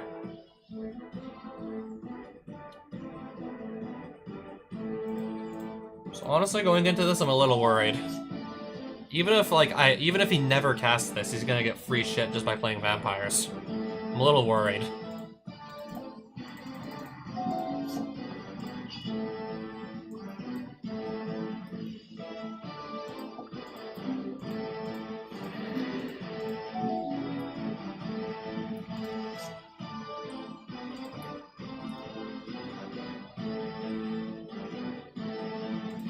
Cast Marath. At least I get to draw 2 cards here. And now I gotta go pitch one of them. Groom's Finery. Attack for 5, okay. Back to me.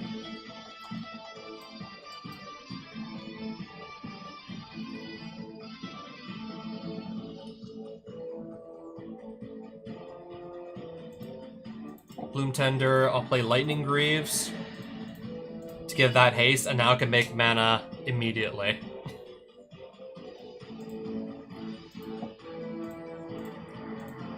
Grab a Basilisk Collar. I'll spend a counter to kill this 5/1.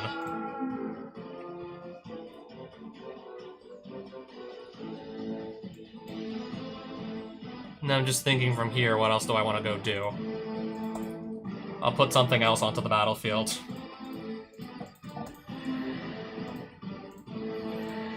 Okay, we still did draw 2. Pass. Okay. Just gonna make this unblockable.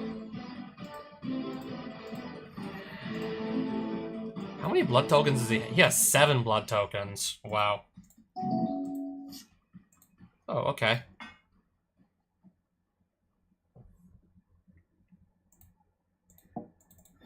If he gets to 13, then sacrifices 13 blood tokens, then I'm gonna lose 13 life because of this right here.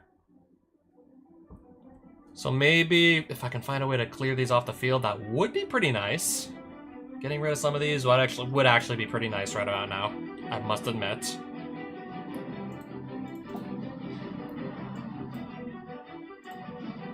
Oh, let's just play this off the top of our deck, actually.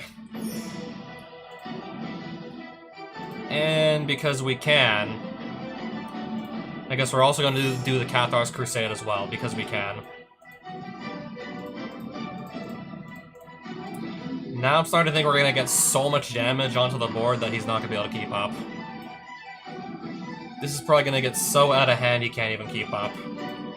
Unbound Flourishing and Cathar's Crusade both going at the same time.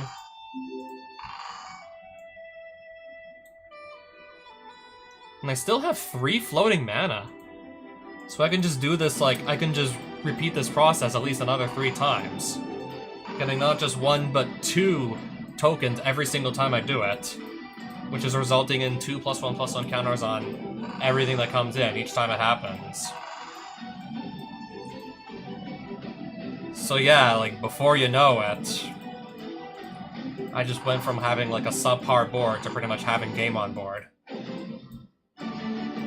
Went from something subpar to something that's definitely going to be pushing for game at this rate.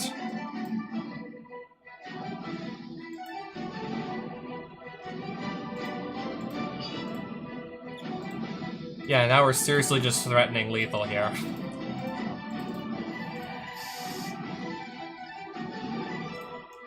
Do I have a red card in here to evoke?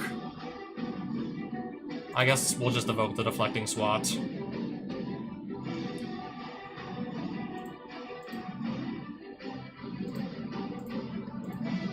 Just so this is gonna die. If this is really how game 1's gonna go, then I think we got nothing to worry about. If another game just goes like this, we'll have nothing to worry about whatsoever. If I need to give protection to something, we could just give Giver of Runes haste with the Lightning Greaves also. Yeah. I think Edgar is absolutely cooked. Edgar's absolutely cooked here, there's no getting around it. Craterhoof Behemoth. Yeah, there's no way Edgar's gonna see another turn. Unless he plays a board wipe that specifically, like, doesn't destroy. That's not gonna save him. That's not gonna work.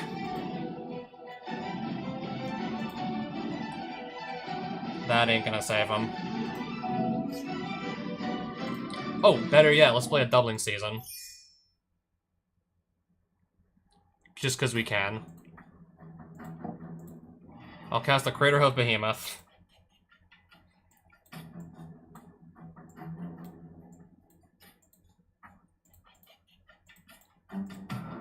Yeah, because let's just put even more shit on the board because we can.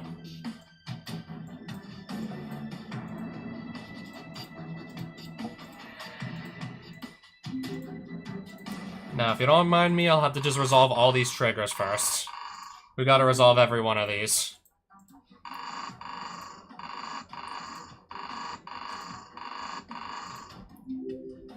Okay, 2 more of these on the stack to resolve.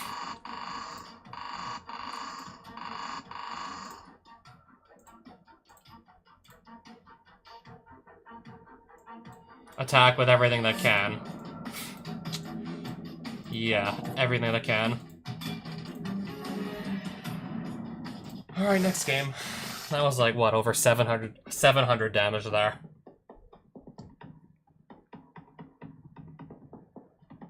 We'll keep this hand. Spending 2 mana just to move this knife over here. Alright. Not really, like, adding more to his board, so that's fine by me.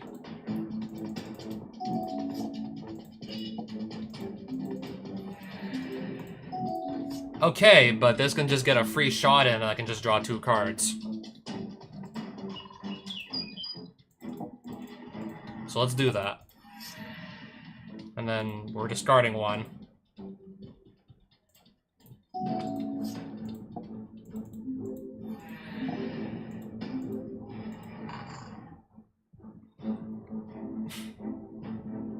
I see.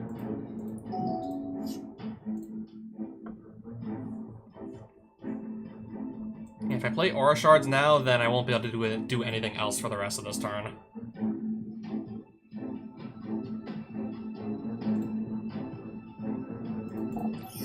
Yeah, next turn I can just start, like, wiping out these artifacts and enchantments one by one.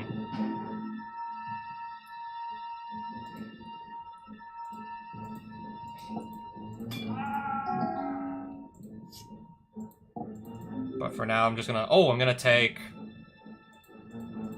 9 here. Oh my. Yep, that's starting to become a pretty imposing board, alright.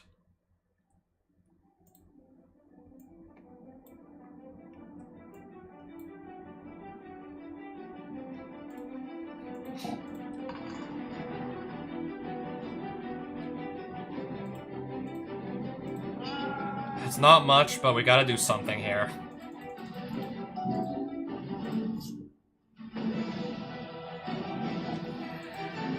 Oh, wow. I must have gotten really lucky on the other game. Probably got really lucky the first time around.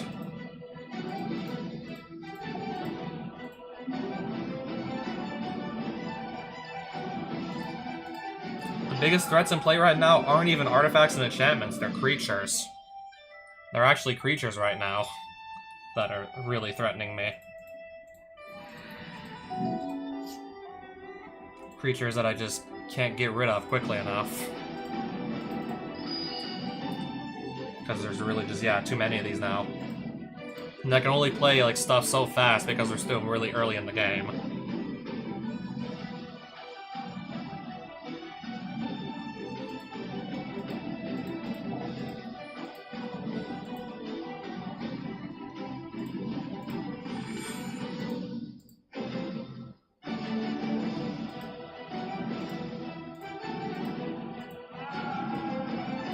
I'm all out of mana, too, I believe.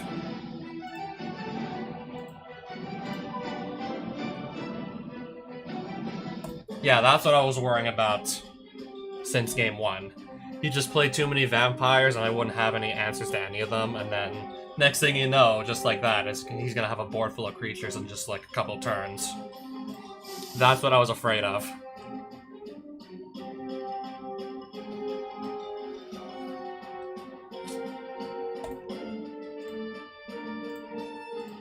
Yeah, I clearly had every reason to be afraid. Oh, okay.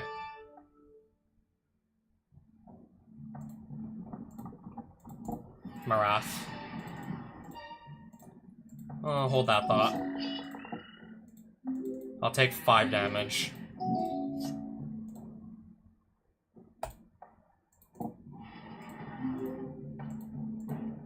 And then immediately kill the token. Make another one, and then kill that.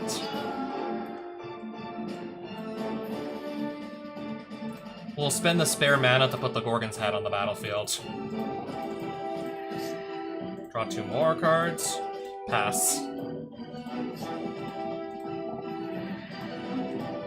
Drana, Liberator of Malakir. Every time this does combat damage, yeah, just put a +1/+1 counter on every attacking creature. Just pump the entire team.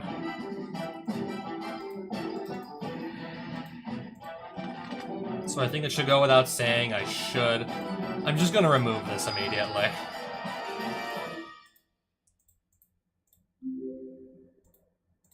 Okay, then again, this could have also just done it as well. This too could have killed it. Okay, maybe next turn I'm casting Cathar's Crusade. Maybe next turn. Pass.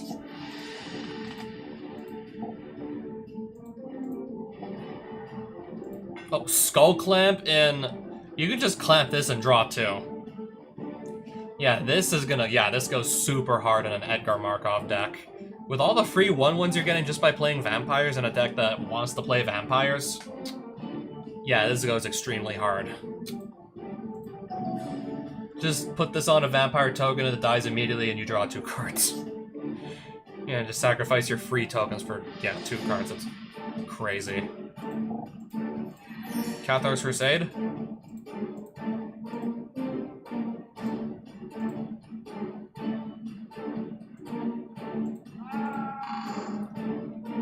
Yeah, so we'll do that next.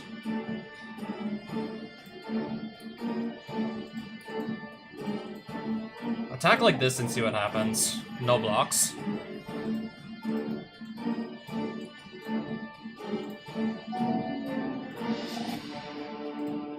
Sure. They're both gonna attack. 5/5 first strike haste, 4/3 flying. I only have... Okay, I have 3 mana. They're both going here. This flies, so it's not like I have a creature that can block it anyways. Alright, we're gonna lose a Johnny. Sure.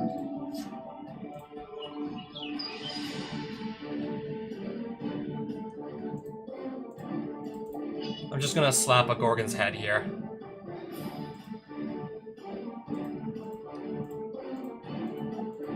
Now that Marath has Death Touch, I just do 1 damage at a time and kill everything. I just kill everything with only 1 point of damage.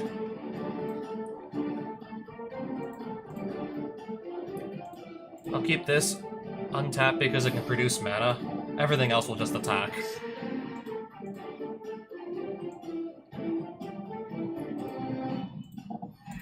I'll play a Doubling Season, and if nothing bad happens to my board, then simply put, he's gonna be in for an absolutely horrible time if he can't just start playing board wipes to save himself.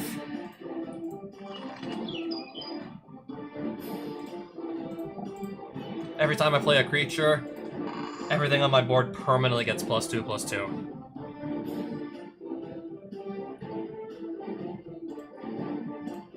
If I, just create a creature with 1 mana and 1 counter, I get 2 elemental tokens.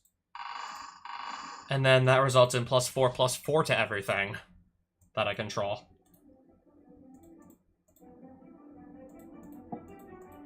Yeah, spend 1 mana, give everything +4/+4. And I can just keep doing that until I run out of mana.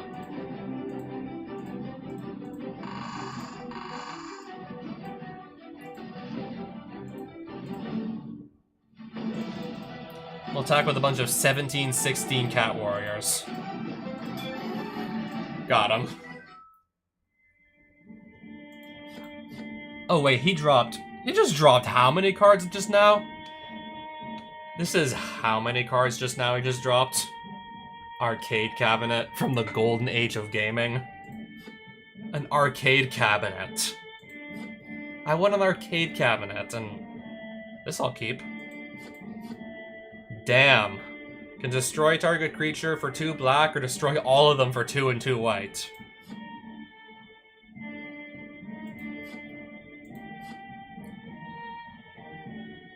Interesting. A really nice looking old bordered Sol Ring. Another printing of Command Tower I haven't seen before. Oh, nice. Oh, really nice looking Birds of Paradise. Exile target non-land permanent, and then you may cast that card yourself. Edgar, of course. Silas Wren. A bunch of money, 1 life. Flutzhorn Bite. Vampiric Amulet, and... Okay, they'll just know that I'll just go talk to the guy in the Black Capital City, and he'll just know I've beaten up Edgar. He'll just know, right, that I've done it. I'll just go tell him I've done it, and he'll probably believe me. Yeah, we totally just beat this guy up, like you asked. It was nothing big. It was nothing big.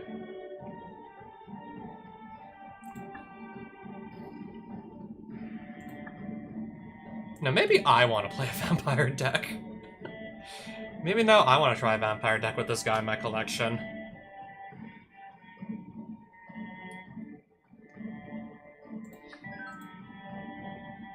Slain by one such as you, what an ignoble fate.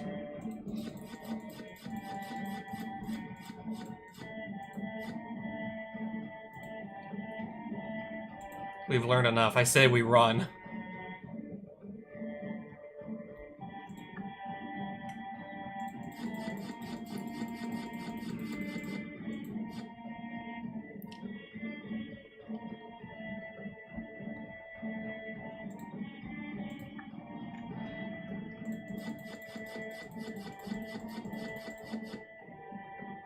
Seance.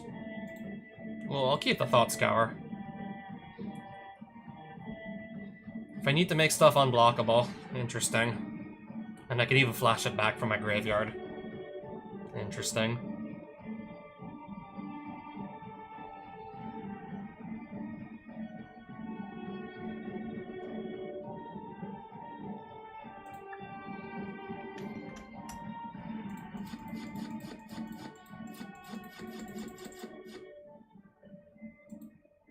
I don't think there's anything crazy good in here that I want to keep.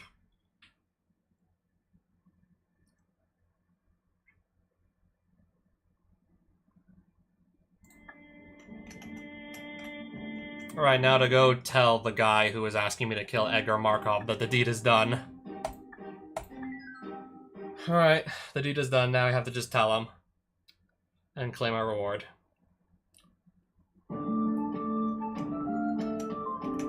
Pretty sure it was these people who were asking me. Like, 3 great threats are ended. Come on. Vampiric Tutor. Yawgmoth's Bargain. Skip your draw step. Pay 1 life, draw a card.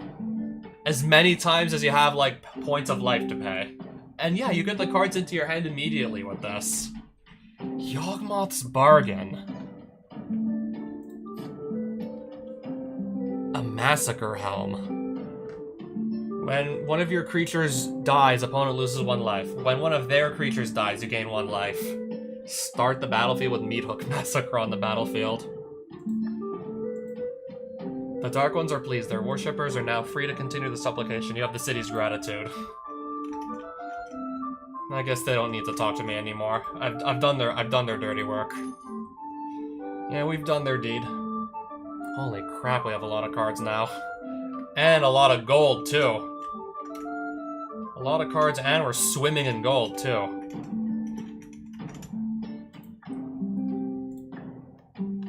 So much so, I think we now have enough cards to finish this deck and have it be exactly the way I want it. I think right now I should be able to easily just put the rest of the pieces of this deck together. And Amina 2, the Fate Shifter, Reanimator, and...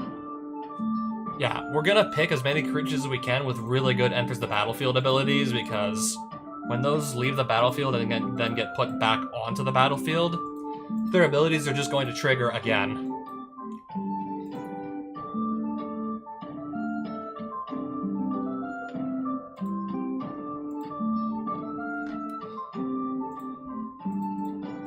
the very least, that's a sideboard card. Although Brainstorm's just still like an all-around good card I'd want to play. Dark Ritual. I'll throw that in there. That's already in my deck. Fatal Push, maybe. Flash Flood is a sideboard card. Force Spike, I think we're gonna try that. Same for, yeah, Mana Tithe. Literally, Force Spike but in white. Okay, I really can't wait to play Mind Twist again.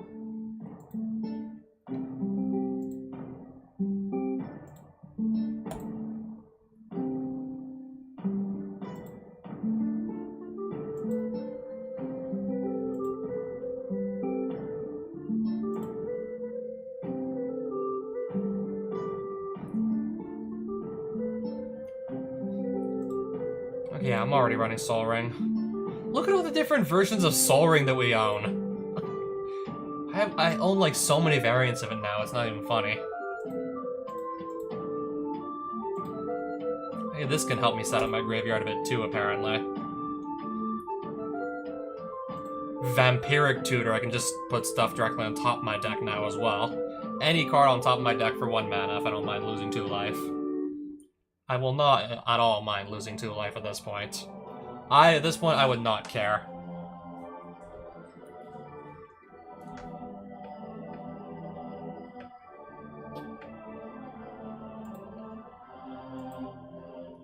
So we're up to 50. If I put this in, I kind of also want to play Dauthi Voidwalker because that's just like such a good like black card at 2 mana.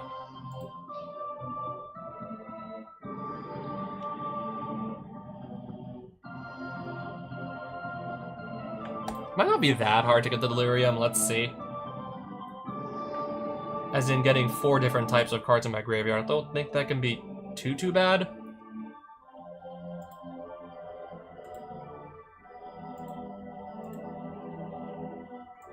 Steal our opponent's best creature with a Gilded Drake. I'll just throw that in the main deck and see how it treats us. Maybe this. Still have to think about it.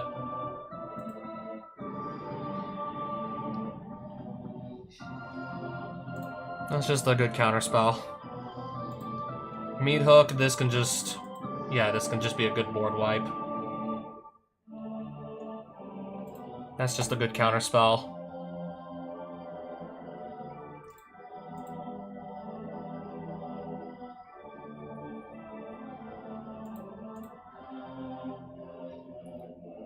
Alright, we're gonna be pretty much done our deck already and not too long at this point.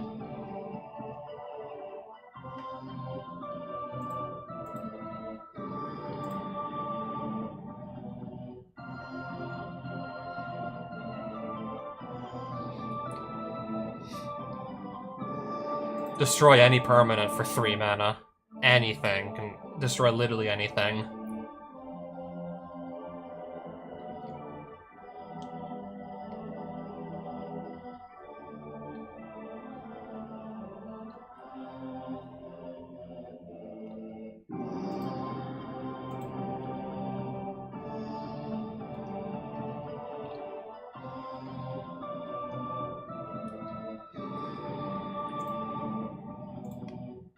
If we need a board wipe, we have like a Supreme Verdict also.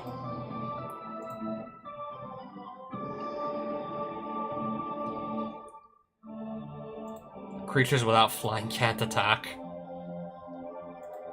Okay, that can also kill some stuff. The Languish could also kill some stuff there. 2 copies of Grief.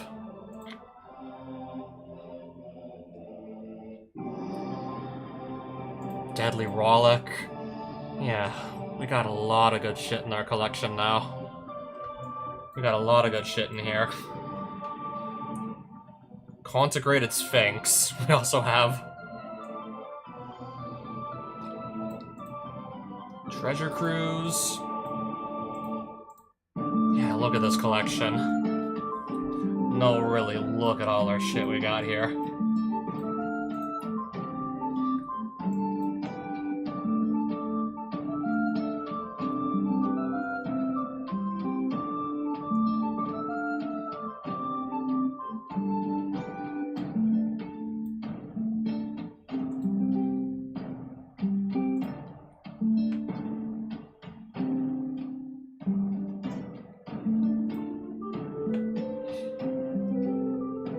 have a few, like, good, like, yeah, targets to bring back also. And I believe we also have a Gifts Ungiven in here somewhere. Oh, yeah, there it is. There it is. I'm gonna play this, too. I'm also gonna throw the Barrogoyf in there.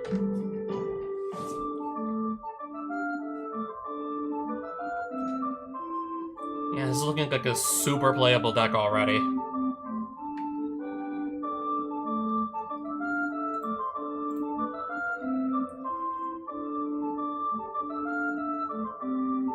But I might actually have to start just skimming some of the fat off of this deck here. I might actually have to trim a bit of it here. Figure out what we actually need and don't need.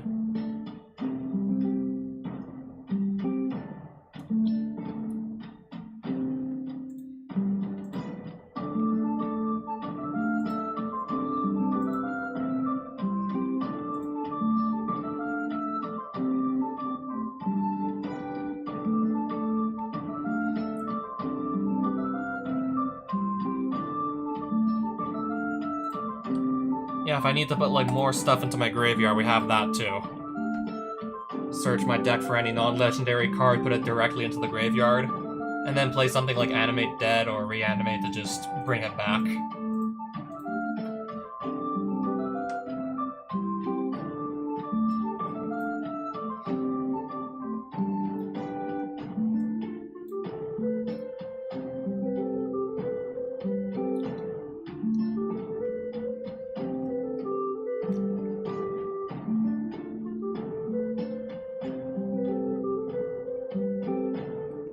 What else can I just take out of the deck at this point?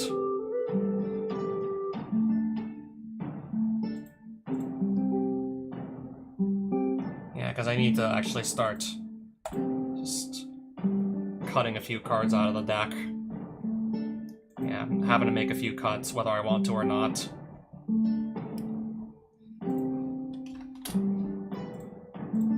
Okay, maybe I do want to actually play a couple of games with this deck once I just put it all together.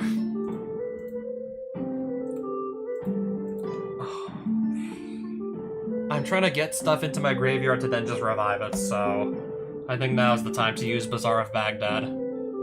Now's surely going to be the time to actually play it.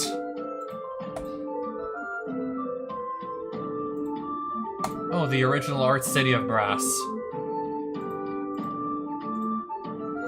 Okay, how many different... Yeah, I have so many command towers to pick from at this point. It's crazy. We have so many to pick between.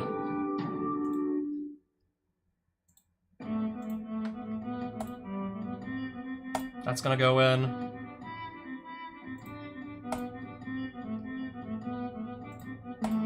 We'll put this Virgin, we'll put in the Shockland.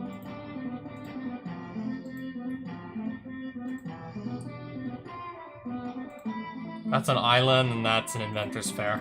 Oh yeah, that's an island. That's a Jeweled Lotus.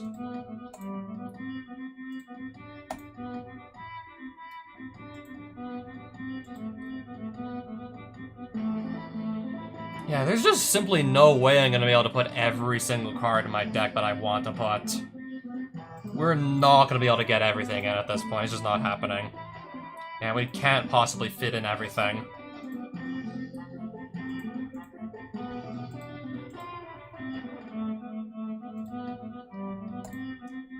Gonna be so many cards here, we just simply will have to, like, settle for not playing at all.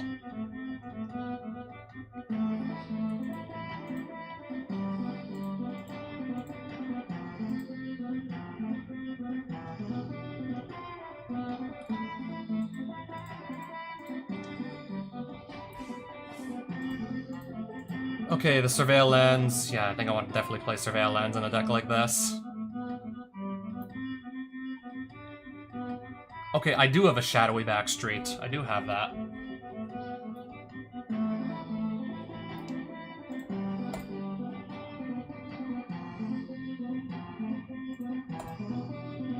And a Watery Grave, and then I think we just need a few basics to round it out.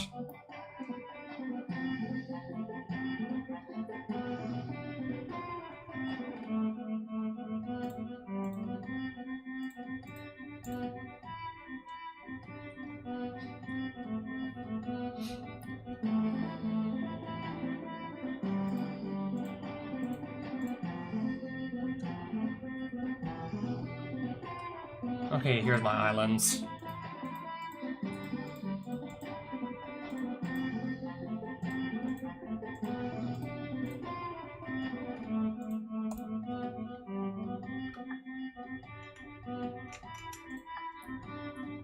Alright, so where's this Your Tiller anklet again? That's Ink.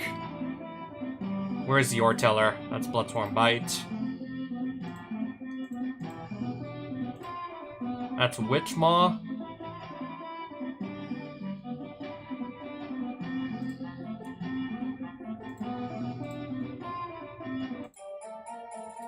Ink Tread. Silvergill, that's not what I'm looking for. Your Tiller, there it is. 2/2 that reanimates tapped and attacking on attack. Now it's just gonna be up to me to get shit into my graveyard to then bring back.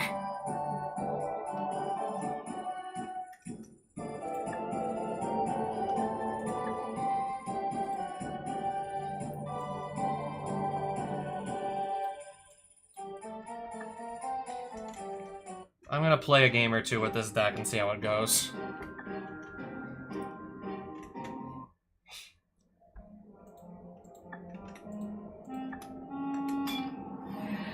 Well, I guess we'll just fight you.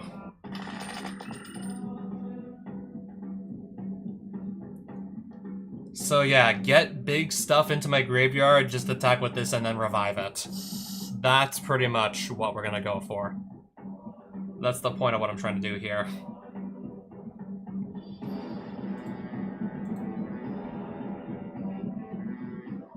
I gotta get this in the graveyard, ideally.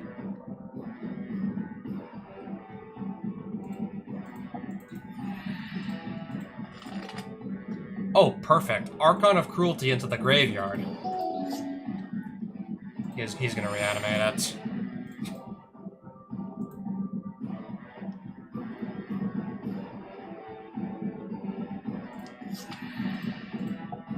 Okay, maybe not all hope is lost. Okay, I need to play a land first. I don't think all hope is lost yet. Ashen Rider. Exile, Archon of Cruelty.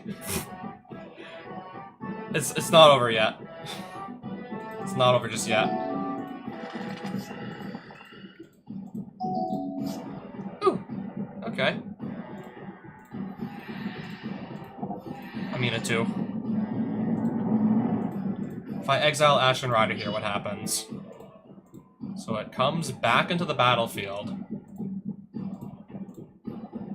And then we get rid of another permanent when it re-enters. Yeah, that's why I'm pairing her with really good stuff like this, with good ETBs.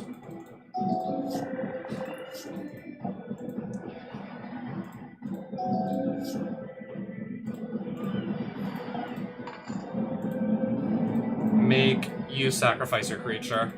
Attack for 5.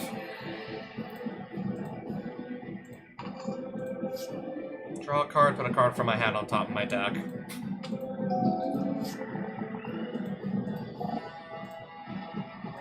Okay.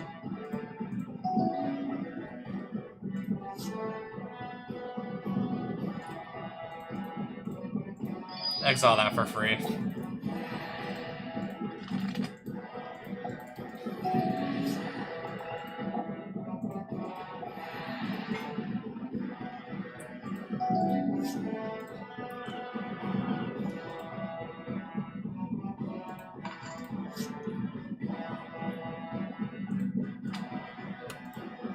Destroy that with Dam.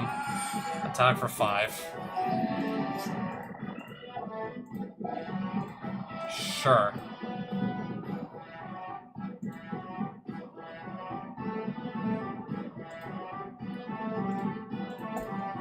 I'm just gonna Mystical into Ancestral Recall here.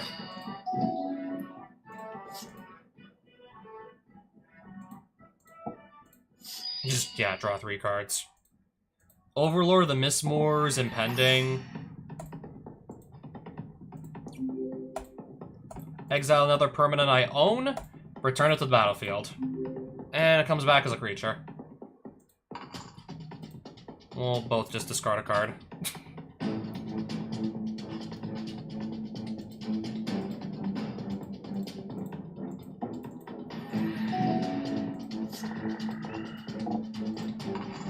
Sure.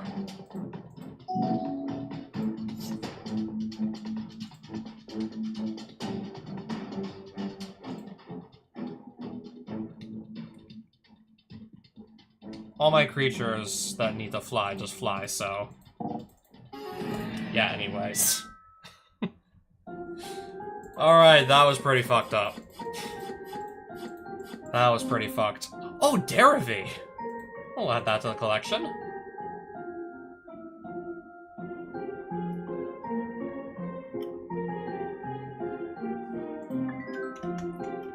Do you want to fight me? Apparently so, so let's just get this done quick.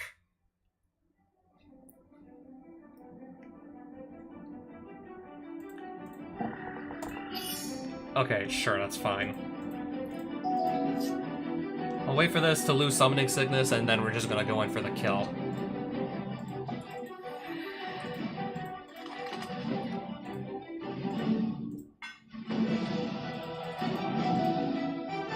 Each opponent sacrifices a non-token creature. Okay, never mind.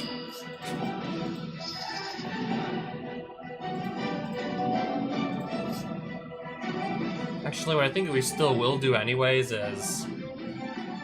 play a land.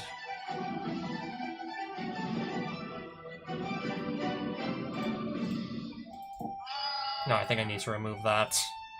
Oh, why is this back on the field? Pass.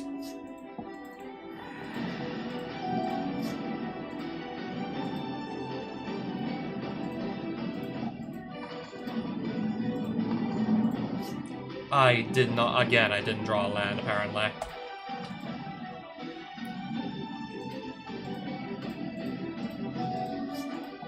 Sure. Yes, we'll do this for the miracle cost. Now I have this back.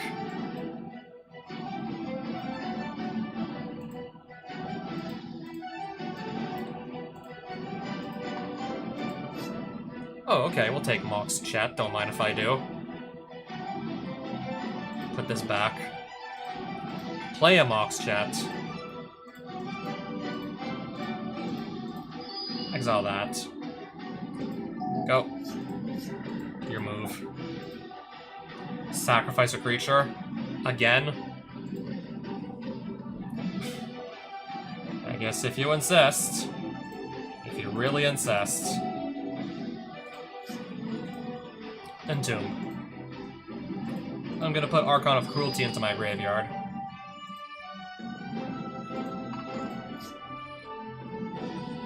It just gets better and better, doesn't it? So, attack. Bring back Archon of Cruelty. Immediately make my opponent sacrifice their creature.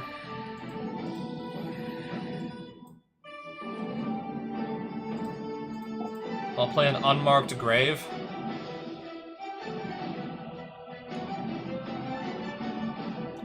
I'll get Ashen Rider back next turn, I think, unless this dies. Oh, Blood Artist. That's it.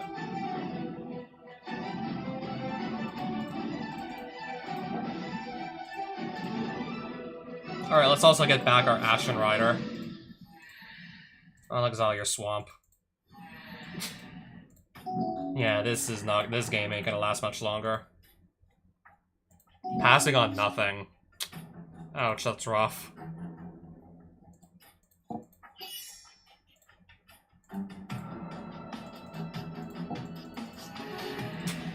Sucks to suck, I guess.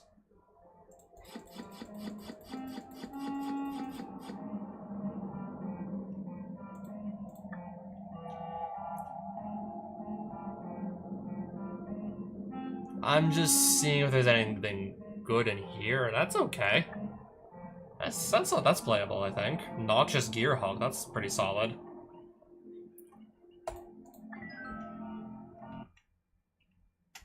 I just said I was gonna do like 1 or 2 guys, and now that we're done that...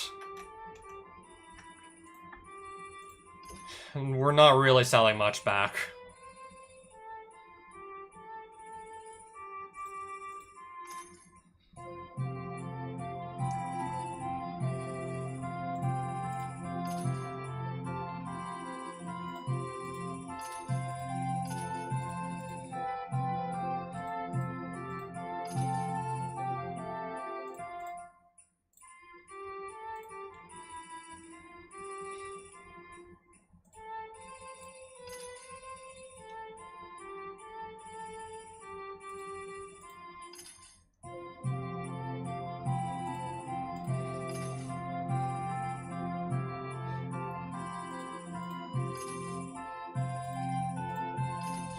Yeah, don't mind me, I'm gonna spend a little bit of time also, I suppose, just cleaning out the stuff that I don't actually need.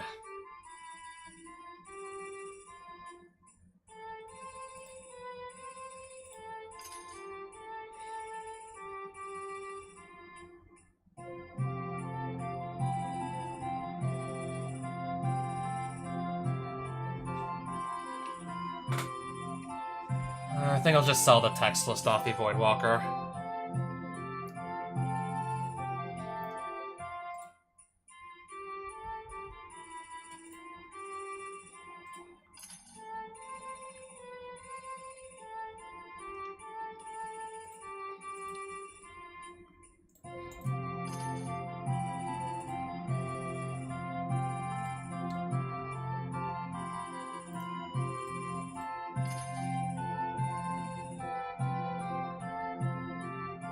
Oh, I have a Dream Halls and I'm still doing absolutely nothing with it. I just have this just lying around doing nothing.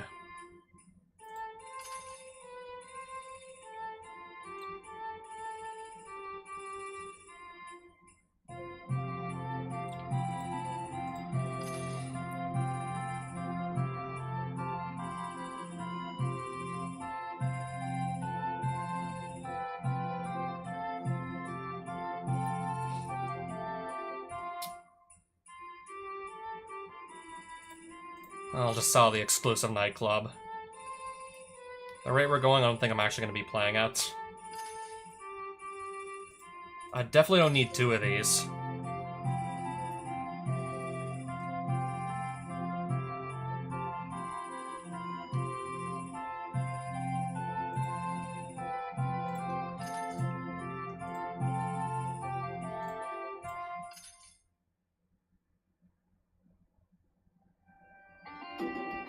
Look at all my extra forests.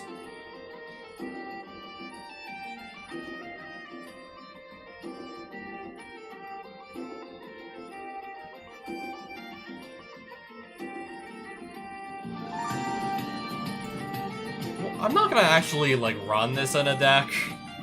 As much as I like starting all the games with a Glint Eye, I'm not gonna actually put it in my deck now, am I? Too unlikely. I think it's way too unlikely it's gonna happen.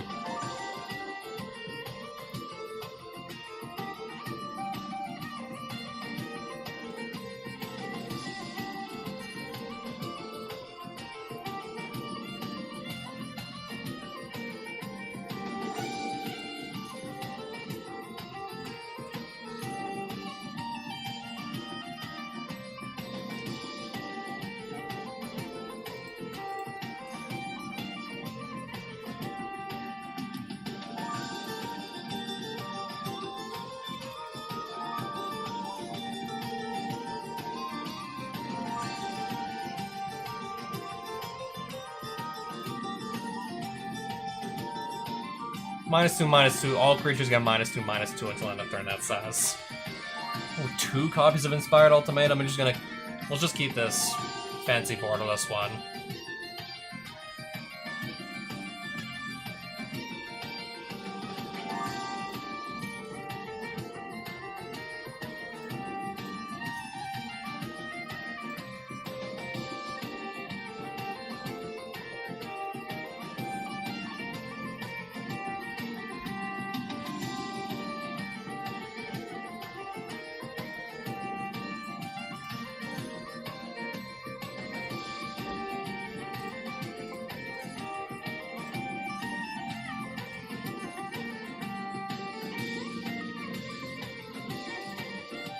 I'm only gonna keep 1 Krenko.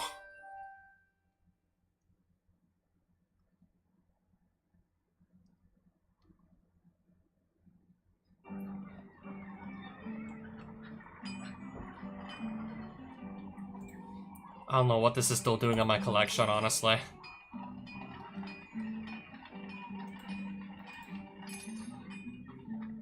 Oh, that's another deck I could just throw together and probably have something very functional with even just the collection that I have.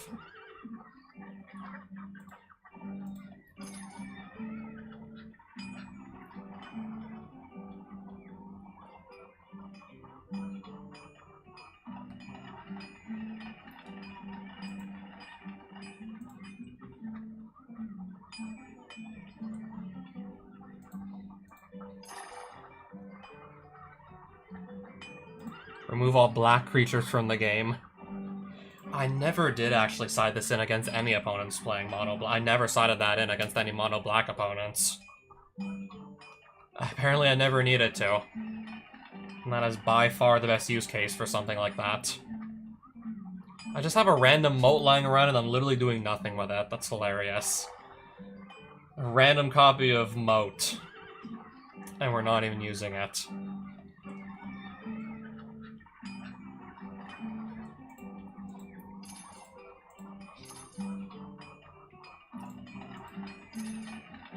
That's another commander I could build around. Maybe this one too, in fact.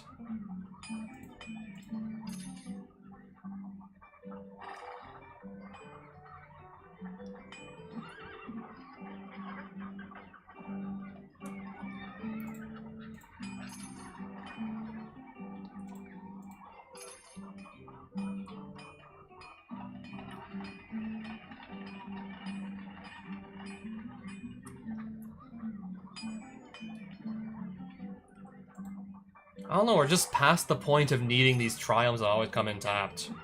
We're considerably past that point. We passed that point a long time ago, actually.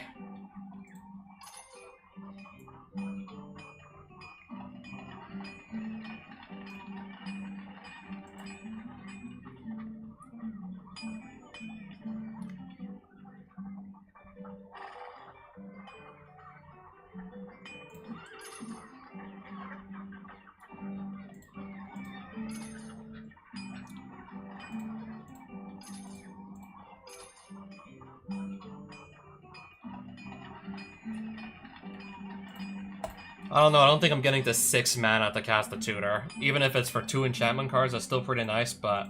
Nah, I don't think I'm getting to 6 mana or anything. Don't quite think that's happening. I'd rather just, like, if I spent 6 mana to cast something, I just win on the spot. I'd rather just, like, win on the spot at that point, let's be real. Not like we just get 2 enchantments into our hand and we don't actually add anything onto the board just yet.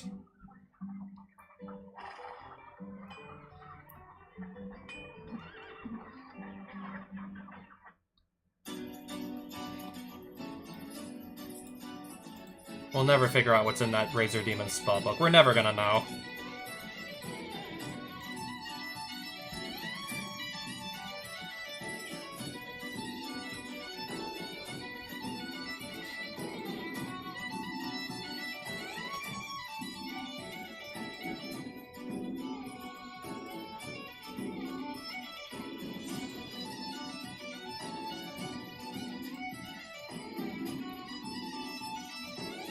Protection from beasts.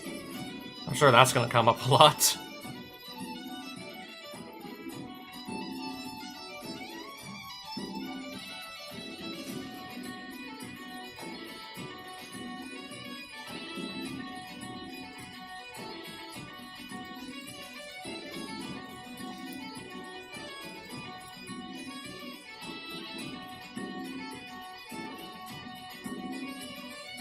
Random Guildgate. What am I even going to do with that?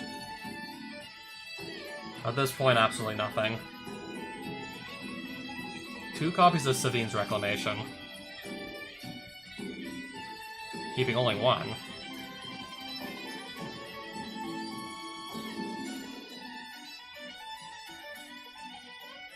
That's also still very playable.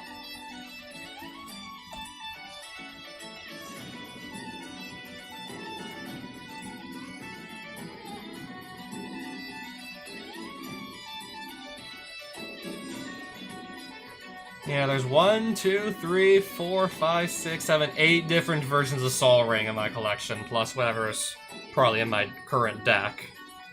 We have all these variants of Sol Ring. Just because we can flex them.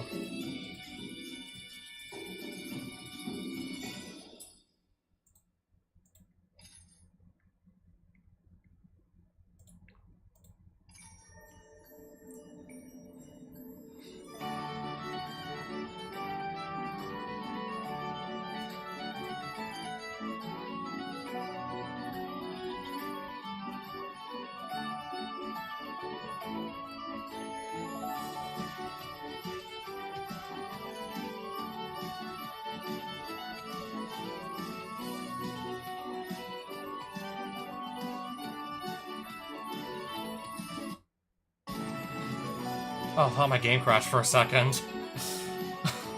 Okay, it was just a bit of a lag spike. All these extra temples that come in tapped and only let you scry one, I'm gonna just sell them all. I'm sure, again, far past the point where I'd be willing to play those temples. I just have, like, way better lands in my collection. Yeah, just so far past the point where we can play those. Well, they're playable, but I just have better options. I just have better options at my disposal anyway, so why would I bother?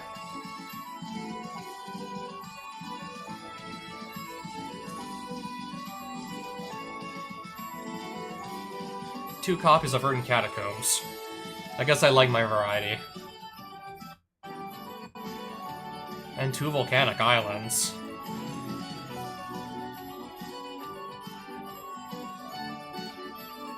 Spider-Man and his wife.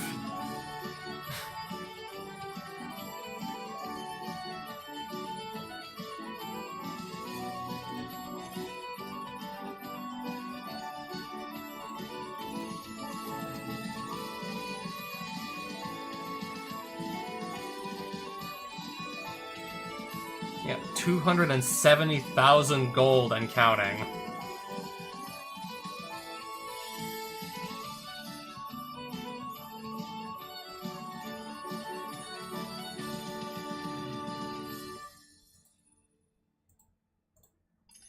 Yep. Yeah, we're pretty much swimming in money at this point. And cards.